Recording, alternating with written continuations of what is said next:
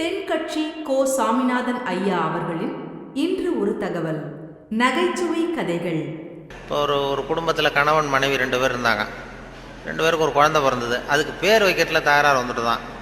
என்ன பேர் வைக்கிறதுன்னு அவன் சொல்கிறான், எங்கள் அப்பா பேரை தான் வைக்கணுங்கிறான். இந்த அம்மா சொல்லுது, எங்கள் அப்பா பேரை தான் வைக்கணுங்குது. தகராறு. உடனே என்ன காலையிலேருந்து சண்டை, குழந்தைக்கு பேர் வைக்கிறதுல. அதில் கூட ஒத்து போக முடியல. உடனே எதிர்த்து வீட்டுக்காரன் ஒருத்தன் வந்தான். வந்து என்ன உங்கள் வீட்டில் காலையிலேருந்து சண்டைன்னு கேட்டிருக்கான். அது ஏன் கேட்குறீங்க, இந்த குழந்தைக்கு பேர் வைக்கிறதுல தகராறு, நான் எங்கள் அப்பா பேரை வைக்கணுங்கிறேன், அவங்க அப்பா பேரை வைக்கணும்னு சொல்லுது, என்ன பண்ணுறது தெரியலன்னு தான் அவன் சொன்னானா. இது ஏன் சண்டை போடுறீங்க, எதிர்த்த வீட்டுக்காரன்னு நான் ஒருத்தன் எதுக்கு இருக்கேன், என்கிட்ட சொல்ல வேண்டியது தானே அப்படின்னு சொல்லிவிட்டு, ஏன்ப்பா உங்கள் அப்பா பேர் என்னன்னு கேட்டிருக்கான். எங்கள் அப்பா பேர் சீனிவாசன் அப்படின்ட்டுருக்கான். சரிம்மா உங்கள் அப்பா பேர் என்ன, எங்கள் அப்பா பேர் கிருஷ்ணன். இவன் யோசித்தான், சரி குழந்தைக்கு சீனிவாச கோபாலகிருஷ்ணன் அப்படின்னு பேர் வச்சுருங்க, இதுக்கு ஏன் தகராறு அப்படின்ட்டு போயிட்டான். போனதுக்கப்புறம் இந்த இவங்க 2 பேரும் பேசிக்கிறாங்க, அது எப்படி இந்த சீனிவாசன் சரி கிருஷ்ணன் சரி, நடுவில் கோபாலம் எங்கேருந்து வந்தான். ஓடி போய் கூப்பிட்டு வந்தாங்களாம் அவனை, வாடா கிட்டவா, அது யாரா கோபாலன் அப்படின்னா, அது எங்கள் அப்பா பேர், நீ அதை மட்டும் எதுக்கு விட்டுட்டு போகிற, சேர்த்து வச்சுக்கோணும். அதாவது 2 பேருக்குள்ள ஒரு அனுசரிப்பு தன்மை இல்லைன்னா கோபாலன்னு ஒருத்தன் குறுக்க வருவான். அப்படி வரும். அந்த வாழ்க்கையில் அனுசரிப்பு தன்மைங்கிறது ரொம்ப அவசியம். வாழ்க்கையில் ஒருத்தர் அனுசரித்து போகிறது, அதாவது சந்தேகப்படாமல் இருக்கணும்னு சொல்லுவாங்க. ஒரு பையன் புதுசாக ஒரு பொண்ணை கல்யாணம் பண்ணிட்டு வந்தான். எல்லாரும் என்ன பண்ணிட்டாங்க, ஏய் நீ கல்யாணம் பண்ணிட்டு வந்திருக்கேன், அந்த பொண்ணுக்கு காது கேட்காதுடா, காது சரியாக கேட்காது அப்படின்ட்டு இருக்காங்க. இவன் அதை எப்படி சோதனை பண்ணுறது, டெஸ்ட் பண்ணுறது, அப்படி நேராக கேட்டால் சண்டை வந்துடும், உனக்கு காது கேட்குதான்னு கேட்கக்கூடாது. வெளியில் போய் தெருவில் நின்றுக்கிட்டு, இன்னைக்கு என்ன சாம்பார் அப்படின்னா பதிலே வரல. ஆகா, நம்ம சந்தேகப்பட்டது சரிதான் அப்படின்னு முடிவு பண்ணிட்டான். அடுத்தது வந்தான் வீட்டுக்குள்ளே நின்றுக்கிட்டு 2வது தடவை கேட்டான். கூடத்தில் நின்றுட்டு, இன்னைக்கு என்ன சாம்பார் அப்படின்னா அப்பவும் பதில் வரல. சரி, நம்ம மனைவிக்கு நம்ம சந்தேகப்பட்டு காது கேட்கல அப்படின்ட்டு அடுத்தது அடுப்பங்கரைக்கே போயிட்டான். அந்த பொண்ணு எதை சமைச்சிக்கிட்டு இருக்கு. அது கிட்ட போய் அது காது ஓரமாக இப்படி காயே வச்சுக்கிட்டு ரொம்ப சத்தம் போட்டு கத்துறான். 3வது தடவையா இன்னைக்கு என்ன சாம்பார்னு கத்துறான். அந்த பொண்ணு கொஞ்சம் கூட அலட்டிக்கல. மெதுவாக இவன் பக்கம் திரும்பி இவன் காது ஓரமாக சொல்லிச்சான், 3வது தடவையா சொல்கிறேன், முருங்கைக்காய் சாம்பார் அப்படின்னு தான். இப்போ ஒருத்தன் ஒரு தெருவில் ஒருத்தன் குடிகாரன் நடு ராத்திரி 12 மணி ஆடிக்கிட்டே நிற்கிறான். ஒரு பெரியவர் வந்தார். ஏய் இந்த நேரம் இப்படி அநியாயமாக இப்படி ஆடிட்டு நிற்கிறீ, உங்கள் வீடு எங்கடா இருக்குன்னா அண்ணாந்து பார்த்தான். பக்கத்தில் பார்த்தார், ஒரு மாடிப்படி மாதிரி படிப்படியாக இருக்குது. அங்கே ஒரு ரூம் இருக்குது, கதவு இருந்தது. அங்கே தான் இருக்கேன்னா பிடிச்சி இழுத்துட்டு போனார். வாடா உன்னை கொண்டு வந்து வீட்டில் விட்றான்னா வரமாட்டேங்கிறான்.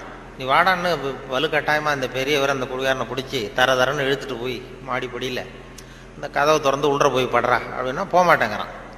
ஒரு வலுக்கட்டாயமாக கழுத்தை பிடிச்சி உள்ற தள்ளி கதவை சாத்திவிட்டு இறங்கி வந்துட்டார். அப்பாடா ஒரு நல்ல காரியம் பண்ணோம். வந்தால் இன்னொருத்தன் அதே மாதிரி ஆடிட்டு வரான் கீழே.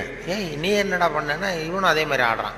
சரி வாடா, உனக்கும் இங்கே தான் நான் அண்ணந்து பார்த்தான். சரி வா, அங்கே தான் தங்கியிருக்கேன்னு பிடிச்சி தரன்னு இழுத்துட்டு போய் கதவு திறந்து போடான்னு அவனும் போக மாட்டேங்கிறான். அவனையும் வலுக்கட்டாயமாக தள்ளிவிட்டு மூடிவிட்டு கீழே இறங்கி வந்தார். வந்தால் 3வது ஆள் ரொம்ப பயங்கரமாக ஆடிட்டு வரான். எத்தனை பேருடா இன்னைக்கு இப்படி புறப்பட்டுருக்கீங்க, எல்லாம் அங்கே தான் இருக்கீங்களா அப்படின்னு சொல்லி வாடா மேலேன்னு கூப்பிட்டார். நான் வரமாட்டேன்னு கத்தனான். அதெல்லாம் முடியாது, ஒன்று அங்கே விட்டுட்டு தான் போவேன்னு அவர் என்ன பெரியவர் இழுக்கிறார். இழுத்ததும் உடனே போலீஸ்னு கத்திருக்கான். போலீஸ்காரர் வந்துட்டார். அந்த போலீஸுக்காரர்கிட்ட அவன் புகார் பண்ணுறான், இந்த பாருங்கள் சார், யாரோ ஒரு பெரியவர் என்னை இந்த வழியாக மேலே கொண்டு போய் அந்த கதவை திறந்து அந்த பக்கமாக இருக்கிற குப்பை குழியில் தள்ளி விட்டுக்கிட்டு இருக்கிறார் 3 தடவையா. நான் இறங்கி கீழே வந்துகிட்டு இருக்கேன். கடவுள் இந்த உலகத்தை படைச்சு விட்டு அதுக்கப்புறமும் கொஞ்ச நாள் இங்கேயே தங்கி இருந்தாராம். அப்போதான் அவருக்கு ஒரு உண்மை புரிஞ்சுதான், இந்த உலகத்தில் தங்கி இருக்கிறது எவ்வளவு இடைஞ்சல்னு. தினமும் மனிதர்கள் தேடி ஏதாவது புகார் சொல்லிக்கிட்டே இருந்தாங்களாம். எனக்கு அது வேணும் இது வேணும்னு கேட்டுக்கிட்டே இருந்தாங்களாம். சில பேர் வந்தாங்க, நாங்கள் விவசாயம் பண்ணுறோம், தண்ணி இல்லாமல் பயிர் காயுது, எங்களுக்கு மழை வேணும் அப்படின்னாங்க. அவங்க போனதும் அதுக்கப்புறம் சில பேர் வந்தாங்க, நாங்கள் மண்பானை செய்கிறவங்க, நிறைய பானை செஞ்சு வச்சுருக்குறோம், மழை பெஞ்சா எல்லாம் கரைஞ்சி வீணாக போயிடும், அதனால் இன்றைக்கி மழை பெய்யக்கூடாதுன்னாங்க. கடவுள் பார்த்தார், அவருக்கு என்ன பண்ணுறதுன்னே தெரியல, ஏகப்பட்ட குழப்பம், தலையை பிச்சுக்கலாம் போல இருந்தது. கிட்டத்தட்ட பைத்தியம் பிடிக்கிற அளவுக்கு ஆயிட்டுது. எல்லாருடைய ஆசைகளையும் அவரால் நிறைவேற்ற முடியல. ஏன்னா ஒன்றுக்கு ஒன்று முரண்பாடாக இருந்தது. ஒரு நாள் தன்னுடைய அமைச்சரவையை கூட்டி ஆலோசனை கேட்டார். என்ன செய்யலாம்னு சொல்லுங்கன்னார். இது என்ன பிரமாதம், பேசாம இமயமலை அடிவாரத்தில் போய் உட்காந்துங்க, யாரும் தொந்தரவு பண்ண மாட்டாங்கன்னாங்க. அங்கேயும் மனிதர்கள் வர ஆரம்பிச்சிருவாங்களேன்னார் கடவுள். சரி அப்படின்னா சந்திரன்ல போயிருந்துக்கலாமேன்னாங்க. அங்கேயும் மனுஷன் குடி வர போறான் அப்படின்னார் கடவுள். வெகு தூரத்துக்கு அப்பால் உள்ள நட்சத்திர மண்டலத்துக்கு போயிடலான்னாங்க. இதெல்லாம் நிரந்தர தீர்வாகாது, நிரந்தரமா இந்த மனிதனுடைய தொல்லையிலிருந்து நான் விடுபடணும், அதுக்கு ஏதாவது வழி சொல்லுங்கன்னார் கடவுள். ஒரு வயசான ஆள் வந்தார். கடவுளுக்கு காதோட காதா ஒரு வழியை சொன்னார். கடவுளுக்கு முகம் மலர்ந்தது. அதுதான் சரி, அப்படியே செஞ்சுடலான்னார். அந்த ஆள் சொன்ன ரகசியம் என்ன தெரியுமா? மனிதனால அடைய முடியாத ஒரு இடம் இருக்கு, அது வேற எங்கேயும் இல்லை, அவனுக்கு உள்ளே இருக்குது. அங்க போய் மறைஞ்சுங்க, அதுக்கப்புறம் மனிதர்களால உங்களுக்கு தொந்தரவு இருக்காதுன்னார். மனிதன் நினைக்காத இடம் அதுதான். அதாவது உள்ளுக்குள்ள இருக்கிற உண்மையை புரிஞ்சுக்காம வெளியில எங்கேயோ அது இருக்கிறதாக நினைச்சு வரட்டிக்கிட்டு அலையறான் மனுஷன். உள்ளே இருக்கிற உண்மை புரிஞ்சா நாம தன்னம்பிக்கையோட தலை நிமிர்ந்து வாழலாம். இருட்ட கண்டா பயம் உண்டாவதே அது ஏன்? இப்படி ஒரு கேள்வியை ஒரு பெரியவர்கிட்ட கேட்டாங்க. அதுக்கு அவர் பதில் சொல்றார். மனிதனுடைய ஆதிகால வாழ்க்கையில தொற்றிக்கொண்ட பயம் இது வேரூண்டி இருக்குது, இன்னமும் போகல. 50,000 வருஷங்களுக்கு முன்னாடி மனுஷன் குகைகள்ல வாழ்ந்தான். பகல்ல பயம் இருக்காது, ராத்திரியில மிருகங்கள் தாக்கும், கொல்லும், நிம்மதியா தூங்க கூட முடியாது. அதனால இந்த மனுஷனுக்கு இரவுன்னா மரணம், பயம் அப்படின்னு பழகி போச்சு. மனிதர்களுடைய எல்லா மனசையும் சேர்த்து மொத்தமா ஒரு மனசு உண்டு. மனிதர்களுடைய நினைவு இந்த மொத்த மனசுல பதிஞ்சு இருக்கு, பரவுது. இந்த மொத்த மனசுல இருட்டு பற்றிய பயம் பதிந்து நீடிக்குது அப்படிங்கிறார் அவர். இந்த காலத்துல இரவை பகலாக்கிறதுக்கு எவ்வளவு விளக்குகள்லாம் வந்தாச்சு. ராத்திரியிலேயும் மிருகங்கள் தாக்குங்கிற நிலைமை இல்ல. பாதுகாப்பான வீடுகள், விலங்குகளும் விலகி போயிட்டு, விலங்குகள்லாம் விலகி போயிட்டு, வீடுகளும் பாதுகாப்பா இருக்குது. சரி, இருந்தாலும் அந்த பழங்கால பயம் இருட்டு பயம் இன்னமும் மனுஷனை விட்டு போகல. இன்னொரு விஷயம் என்னன்னா, இருட்டுல இருந்து வெளிச்சத்துக்கு வராத மனிதர்கள் இன்னைக்கு அதிகம். ஒரு ஆளு ஆத்துக்கு மீன் பிடிக்கிறதுக்காக போனான், இன்னும் விடியல, அதுக்குள்ள வலையை எடுத்துட்டு கிளம்பி போயிட்டான். வெளிச்சம் வர்றதுக்கு முன்னாடியே போய் சேர்ந்துட்டான். விடியற வரைக்கும் என்ன பண்றது, சும்மா கரையிலேயே உட்காந்து காலாட்டிட்டு இருக்கிறான். காலில் ஏதோ ஒரு சின்ன மூட்டை தட்டுப்பட்டது. இருட்டுல அது என்னன்னு சரியா தெரியல. மூட்டைக்குள்ள சின்ன சின்ன கல்லா நிறைஞ்சி இருக்குது. சும்மா பொழுது போகணுமேங்கிறதுக்காக இவன் அந்த மூட்டைக்குள்ள இருந்து ஒவ்வொரு கல்லா எடுத்து ஆத்துல வீசிக்கிட்டு இருக்கிறான். விடியற வரைக்கும் வேற வேலை இல்லைங்கிறதுனால எப்படி செஞ்சுக்கிட்டே உட்காந்துருக்கிறான். கிழக்க மெதுவா வெளிச்சம் தெரிய ஆரம்பிச்சது. பொழுது விடியறதுக்கான அறிகுறி. இதுக்குள்ள அந்த மூட்டையில இருந்த எல்லா கல்லையும் எடுத்து வீசி எறிஞ்சுட்டான். கடைசியா ஒரே ஒரு கல்லு மட்டும் தான் கையில பாக்கி இருந்தது. வெளிச்சம் வந்ததும் அந்த கல்லை பார்த்தா அப்படியே தகைச்சு போயிட்டான். அடடா, இது வரைக்கும் தெரியாம தப்பு பண்ணிட்டோமே அப்படின்னு நினைச்சான். ஏன் தெரியுமா? அவன் கையில இருந்தது வெறும் கல்லு இல்ல, விலை வசந்த ரத்தன கல்லு. இருட்டுல என்னன்னு புரியாததுனால மூட்டையில இருந்த எல்லா ரத்தன கல்லையும் ஆத்துல வீசி எறிஞ்சிருக்கிறான். இப்போ அவனுக்கு அழுகியே வந்துரும் போல இருந்தது. வாழ்க்கைய வசதி ஆக்கிக்கிறதுக்கான வாய்ப்பு அவனுக்கு இருந்தது, இருந்தாலும் இருட்டுல அதை இழந்துட்டான். அந்த வகையில அவனுக்கு கொஞ்சம் அதிர்ஷ்டம் இருந்திருக்குது.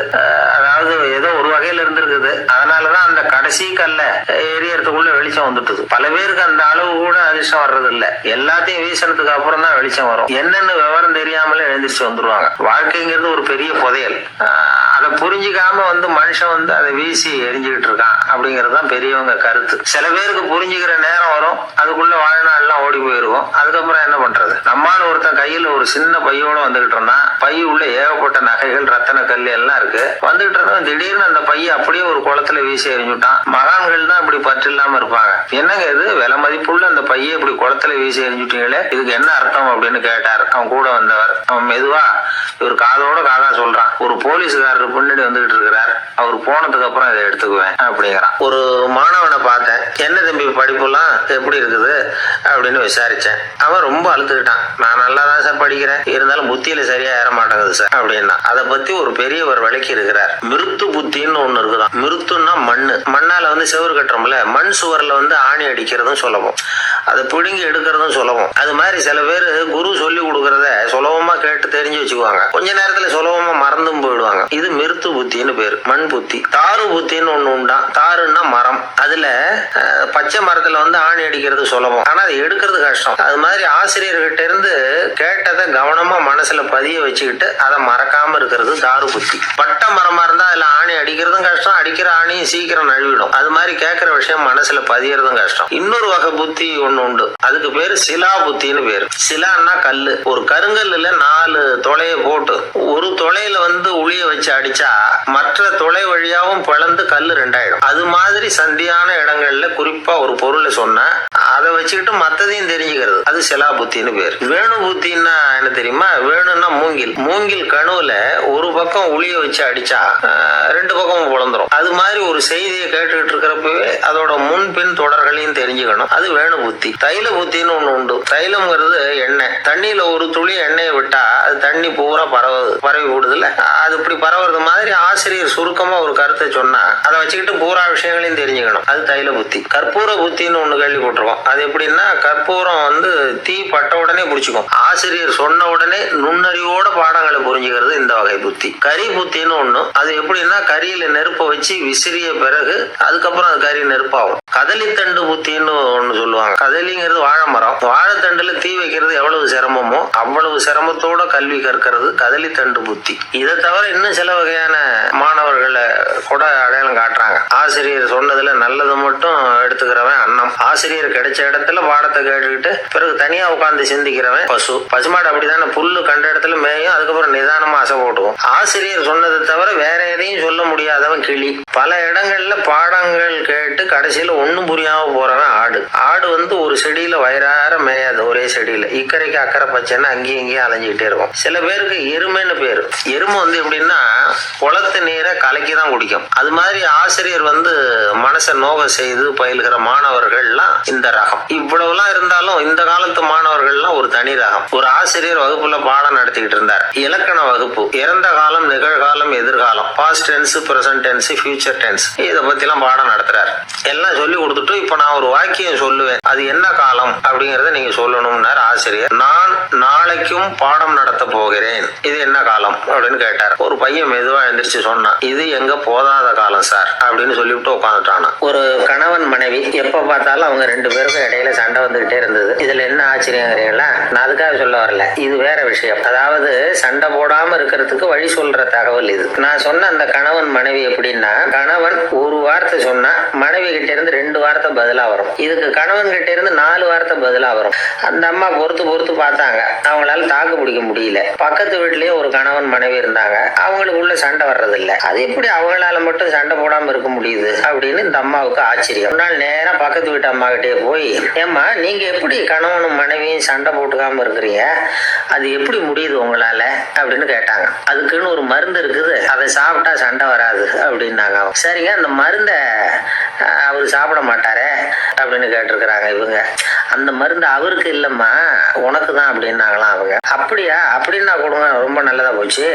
அதை எப்படி சாப்பிடுறதுங்கிற விவரத்தையும் சொல்லுங்க, எங்க அது கிடைக்கும்ங்கிறதையும் சொல்லுங்க, வாங்கிக்கிறேன் அப்படின்னு கேட்டாங்களாம் இவங்க. வேற எங்கேயும் போய் வாங்க வேண்டாம், என்கிட்டயே இருக்கு அந்த மருந்து, அதுல கொஞ்சம் தர்றேன். உன் வீட்டுக்காரர் உன்னோட சண்டையை ஆரம்பிக்கிற போகலாம், நீ இந்த மருந்துல ஒரு அவுன்ஸ் வாயில ஊத்திக்கணும். அதை உடனே குடிச்சிடக்கூடாது, ஒரு 5 நிமிஷமாவது அது வாயில இருக்கணும், அதுக்கப்புறம் குடிச்சுடலாம். மருந்து எடுத்துக்கிட்டு இந்த அம்மா வீட்டுக்கு வந்திருக்கிறாங்க.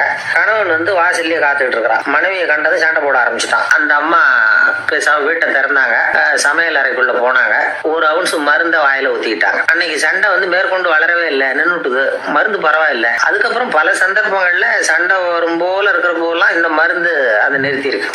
பிரமாதமான மருந்தா இருக்குது, இதை கொஞ்சம் அதிகமாவே வாங்கி வீட்டுல வச்சுக்க வேண்டியதுதான் அப்படின்னு முடிவு பண்ணிட்டு, எந்த கடையில இருக்கு இந்த மருந்து சொல்லுங்க அப்படின்னு கேட்டாங்க. இந்த மருந்துக்கு விலையே கிடையாதுங்க, இலவசமாவே கிடைக்கும்னாங்களாம் அவங்க. அது எப்படி விலை இல்லாம இதை விற்க முடியுது அப்படின்னு கேட்டாங்களாம் இவங்க. அது மருந்தா இருந்தா தானே விலை வைக்கிறதுக்கு, அது வெறும் தண்ணி தானே அப்படின்னாங்களாம். வெறும் தண்ணியா சண்டையை நிறுத்துது அப்படின்னு இருக்காங்க இவங்க. அது சண்டையை நிறுத்தல, உன்னோட மௌனம் தான் சண்டையை நிறுத்துது. நீ வாயில தண்ணியை வச்சுக்கிறதுனால எதிர்த்து பேசுறது இல்ல, அதனால உன்னுடைய கணவர் கோபம் சாந்தம் ஆயிடுது. இதை கேட்டுவிட்டு இதையே ஒரு மருந்து மாதிரி கொடுக்கலாம்ங்கிறது அவர் முடிவு. அதனால பாட்டில்ல தண்ணி அடிச்சு வச்சுக்கிட்டு அதுல கலருக்காக என்னத்தையும் ஒரு ஜீரகம் அது மாதிரி எதையாவது கலந்து வச்சுக்கிட்டு, யாராவது வீட்டுல சண்டைன்னா என்கிட்ட வாங்க மருந்து தரேன். ஒரு அம்மா வந்தாங்க, எனக்கு என் வீட்டுக்காரருக்கும் அடிக்கடி சண்டை வருதுங்க அப்படின்னு இருக்காங்க. கவலைப்படாதம்மா, நான் ஒரு மருந்து தரேன்னு சொல்லி வீட்டுக்குள்ள போய் ஒரு பாட்டில் எடுத்து வந்து கொடுத்தாரு. அந்த அம்மா வாங்கிட்டு போனாங்க. 4 நாள் கழிச்சு திரும்பி வந்தாங்க. என்னம்மா வீட்டுல சண்டை நின்று போச்சான்னு கேட்டிருக்காரு இவரு. அங்க நின்று போச்சுங்க. இப்போ உங்ககிட்ட ஆரம்பமாக போகுதுன்னாங்களாம். என்னம்மா அப்படின்னு இருக்காரு அவர் பயந்து போய். இப்போ என்னங்க நீங்க என்ன மருந்து கொடுத்துருக்குறீங்க என்னங்க அப்படின்னாங்களாம் கோவமா. அது வெறும் தண்ணி தானே அப்படின்னு இருக்காரு இவரு. தண்ணியா இது நல்லா பாருங்க அப்படின்னு அந்த பாட்டில் நீட்டினாங்களாம். இவர் வாங்கி பார்த்திருக்காரு. அப்புறம் தான் விஷயம் புரியுது அவருக்கு. இவர் கை தவறுதலா அவங்க வீட்டுல இருந்த மண்ணெண்ணெய் பாட்டில் எடுத்து அவர்கிட்ட கொடுத்துருக்குறாங்க. அப்புறம் என்ன ஆகும்? சண்டை வராம. லோகமானிய பால கங்காதர திலகர் இருந்தார்ல, அவருக்கு 15 வயசுலயே கல்யாணம் நடந்ததான். மனைவி பேரு தபிபாய். ரொம்ப பெரிய குடும்பத்து பொண்ணு, நல்ல குணம். அவங்க குடும்பம் நடத்திட்டு இருக்கிறாங்க. அந்த காலத்துல திருடர்கள் பயம் அதிகம். இந்த காலத்துல மட்டும் என்னன்னு கேக்குறீங்களா? நீங்க கேக்குறது நியாயம்தான். இருந்தாலும் இந்த காலத்து திருடனுக்கும் அந்த காலத்து திருடனுக்கும் ஒரு முக்கியமான வித்தியாசம் உண்டு. அதாவது அந்த காலத்து திருடன்லாம் நியாயம் அநியாயம் பாக்குறது உண்டு. இந்த காலத்துல அப்படி பாக்குறது இல்லை. அந்த காலத்துல திருட வர்றவங்கள்ட்ட கூட ஒரு தார்மீக உணர்வு உண்டாம். அதாவது அப்போ உள்ள கொள்ளைக்காரங்க எதை களவாடினாலும் சரி, அரிசியை மட்டும் களவாடுறது இல்லையா, அப்படி ஒரு கொள்கை. அதனால பாருங்க, அந்த காலத்து பெண்கள் நகை நட்டுகளை பத்திரமா வைக்கணும்னா பெட்டியில வைக்கிறது இல்லை, அரிசி பானையில போட்டு வச்சு விடுறது. இப்பெல்லாம் பேங்க்ல சேஃப்டி லாக்கர்னு இருக்குல்ல, அது மாதிரி அந்த காலத்துல சேஃப்டி லாக்கருங்கிறது அரிசி பானை. வளையல், மூக்குத்தி, தோடு இப்படி எதுவா இருந்தாலும் அதுல போட்டு பத்திரமா வச்சிருவாங்க. திருடன் அரிசி பானை பக்கம் போறதில்லை. ஏன்னா சாப்பிடுற விஷயத்துல கை வைக்க கூடாது, அது பாவம் அப்படின்னு அவன் நினைக்கிறான். திலகரோட மனைவி தபிபாயும் அதே மாதிரி தன்னுடைய ஆபரணங்களை ஒரு அரிசி பானைக்குள்ள போட்டு மூடி வச்சிருந்தாங்களாம். இப்படி இருந்தப்போ ஒரு நாள் ஒரு பிச்சைக்கார பொண்ணு வீடு வீடா பிச்சை கேட்டுக்கிட்டே வந்திருக்குது. திலகர் வீட்டுக்கும் தர்மம் போடுங்க தாயே அப்படின்னு தான் அந்த பொண்ணு. அந்த அம்மா தபிபாய் காதுல இது விழுந்திருக்கு. உடனே கை நிறைய அரிசி அள்ளிட்டு போட்டிருக்கு. பாத்திரத்துல அரிசியை போட்டதுக்கு அப்புறம் தான் தெரியுது பளிச்சுன்னு கண்ணுல படுது. அதாவது அந்த அம்மாவோட வைர மூக்குத்தி ஒண்ணு அரிசியோட சேர்ந்து அந்த பிச்சைக்கார பொண்ணு பாத்திரத்துல போய் விழுந்துட்டுது. இந்த அம்மாவுக்கு மனசு உள்ள குழப்பம், என்ன இப்படி ஆயிட்டுதே, மூக்குத்தி போயிட்டுதே, பிச்சை பாத்திரத்துல இருந்து அதை எப்படி எடுக்கிறது அப்படின்னு தயக்கம். வாயை திறந்து அதை கேட்கறதுக்கும் கூச்சம். திண்ணையில உட்கார்ந்து இருந்த திலகர் இவ்வளவையும் பார்த்துக்கிட்டு இருக்கிறார். மனைவியின் மனசுக்குள்ள நடக்கிற மௌன போராட்டத்தை அவர் நல்லா புரிஞ்சுக்கிட்டாராம். மனைவியை பார்த்து சொன்னாராம், தபிபாய், இது தெய்வ சம்மதம். அவளுக்கு சேர வேண்டிய மூக்குத்தி அவகிட்ட போயிட்டுது. பிச்சை பாத்திரத்துல விழுந்த மூக்குத்தியை எடுக்க வேணாம் அப்படின்னாராம். சரின்னு சொல்லிவிட்டு மேற்கொண்டு எதுவும் சொல்லாம அந்த அம்மா வீட்டுக்குள்ள போயிட்டாங்களாம். இந்த காலத்துல எல்லாம் அது மாதிரி நடக்குமா? வெறும் அரிசியை போட்டுட்டு விவகாரம் பண்ணிட்டு இருக்க மாட்டோமா? ஒரு பெரிய மனுஷன் வீட்டுக்கு ஒரு பிச்சைக்காரன் வந்தான். ஐயா, நாங்க பிச்சைக்காரங்கள்லாம் சேர்ந்து ஒரு சங்கம் வச்சிருக்கிறோம், அதுக்கு நிதி சேர்க்கிறோம், அதுக்கு ஒரு 100 ரூபா கொடுத்தீங்கன்னா எங்களுக்கு பெரிய உதவியா இருக்கும் அப்படின்னானா. அதெல்லாம் ஒன்றும் கொடுக்க முடியாது போ அப்படின்னாராம் அவரு. அப்படின்னா ஒரு 50 ரூபாயாவது கொடுங்களேன் அப்படின்னு இருக்கான். அதுவும் முடியாதுன்னு சொல்லிவிட்டாரு.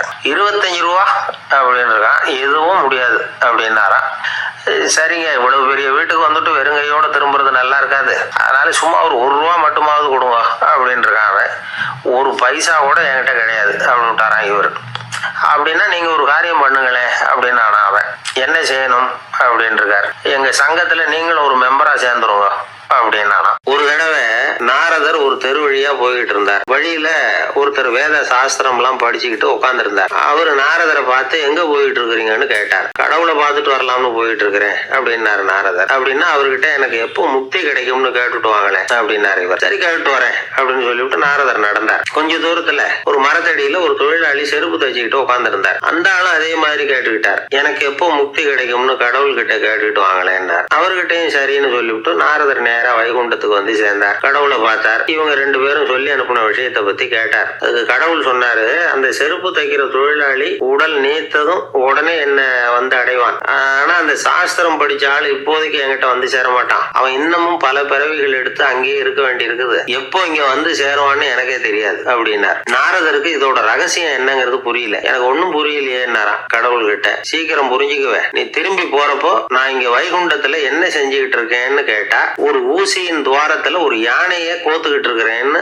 அவங்க கிட்ட சொல்லு அப்படின்னார் கடவுள் சிரிச்சுக்கிட்ட. நாரதர் பூமிக்கு திரும்பினார். கடவுளை பாத்தீங்களா எப்படி இருக்கார் அப்படின்னு விசாரிச்சார். வேத சாஸ்திரம் படிச்சவர். ஓ பகவானா, அவர் யானைய ஊசியின் காதுல நுழைச்சுக்கிட்டு இருக்கிறார் பார்த்தேன்னார் நாரதர். ஊசி காதுல யானையா? அது எப்படி முடியும்? நீங்க சொல்றத நான் நம்ப மாட்டேன்னு விட்டார் அவர். சரி, இந்த ஆளுக்கு இறைவன் பேர்ல நம்பிக்கை இல்லை அப்படிங்கறத நாரதர் புரிஞ்சுக்கிட்டார். அடுத்தபடியா அந்த தொழிலாளி இருந்த இடத்துக்கு போனார். இறைவனை பாத்தீங்களான்னு கேட்டார் அவரு. பார்த்தேன், ஒரு ஊசி துவாரத்துல யானையை கோத்துக்கிட்டு இருந்தார் அப்படின்னு சொல்லிவிட்டு நாரதர் அந்த ஆள் முகத்தை கவனிச்சார். அந்த தொழிலாளி இதை கேட்டுட்டு கொஞ்சம் கூட ஆச்சரியப்படல. அவரால் முடியாத காரியம் கூட உண்டானார். என்ன இப்படி சொல்ற, ஊசியின் துவாரத்துல யானையை கோக்க முடியும்னு நீ நம்புறியா அப்படின்னு கேட்டார் நாரதர். நிச்சயமா நம்புறேன்னாரு அவர். அது எப்படி அப்படின்னு கேட்டார் இவர். பாருங்க, நான் இந்த ஆலமரத்தடியில தான் தினமும் உட்கார்ந்துருக்கிறேன். தினமும் இந்த மரத்துல இருந்து எவ்வளவோ பழம் கீழே விழுது. இந்த பழத்துல இருக்கிற ஒவ்வொரு விதையிலையும் உள்ள ஒரு ஆலமரம் இருக்குது. ஒரு சின்ன விதைக்குள்ள ஒரு பெரிய ஆலமரம் இருக்க முடியுங்கிறப்ப ஊசி துவாரத்துல கடவுள் யானையை நுழைய வச்சாருங்கிறத ஒத்துக்கிறதுல என்ன கஷ்டம் இருக்கு அப்படின்னு ரொம்ப சர்வசாதாரணமா பதில் சொன்னாராம் அந்த தொழிலாளி. நாரதர் யோசனை பண்ணார், இந்த தொழிலாளி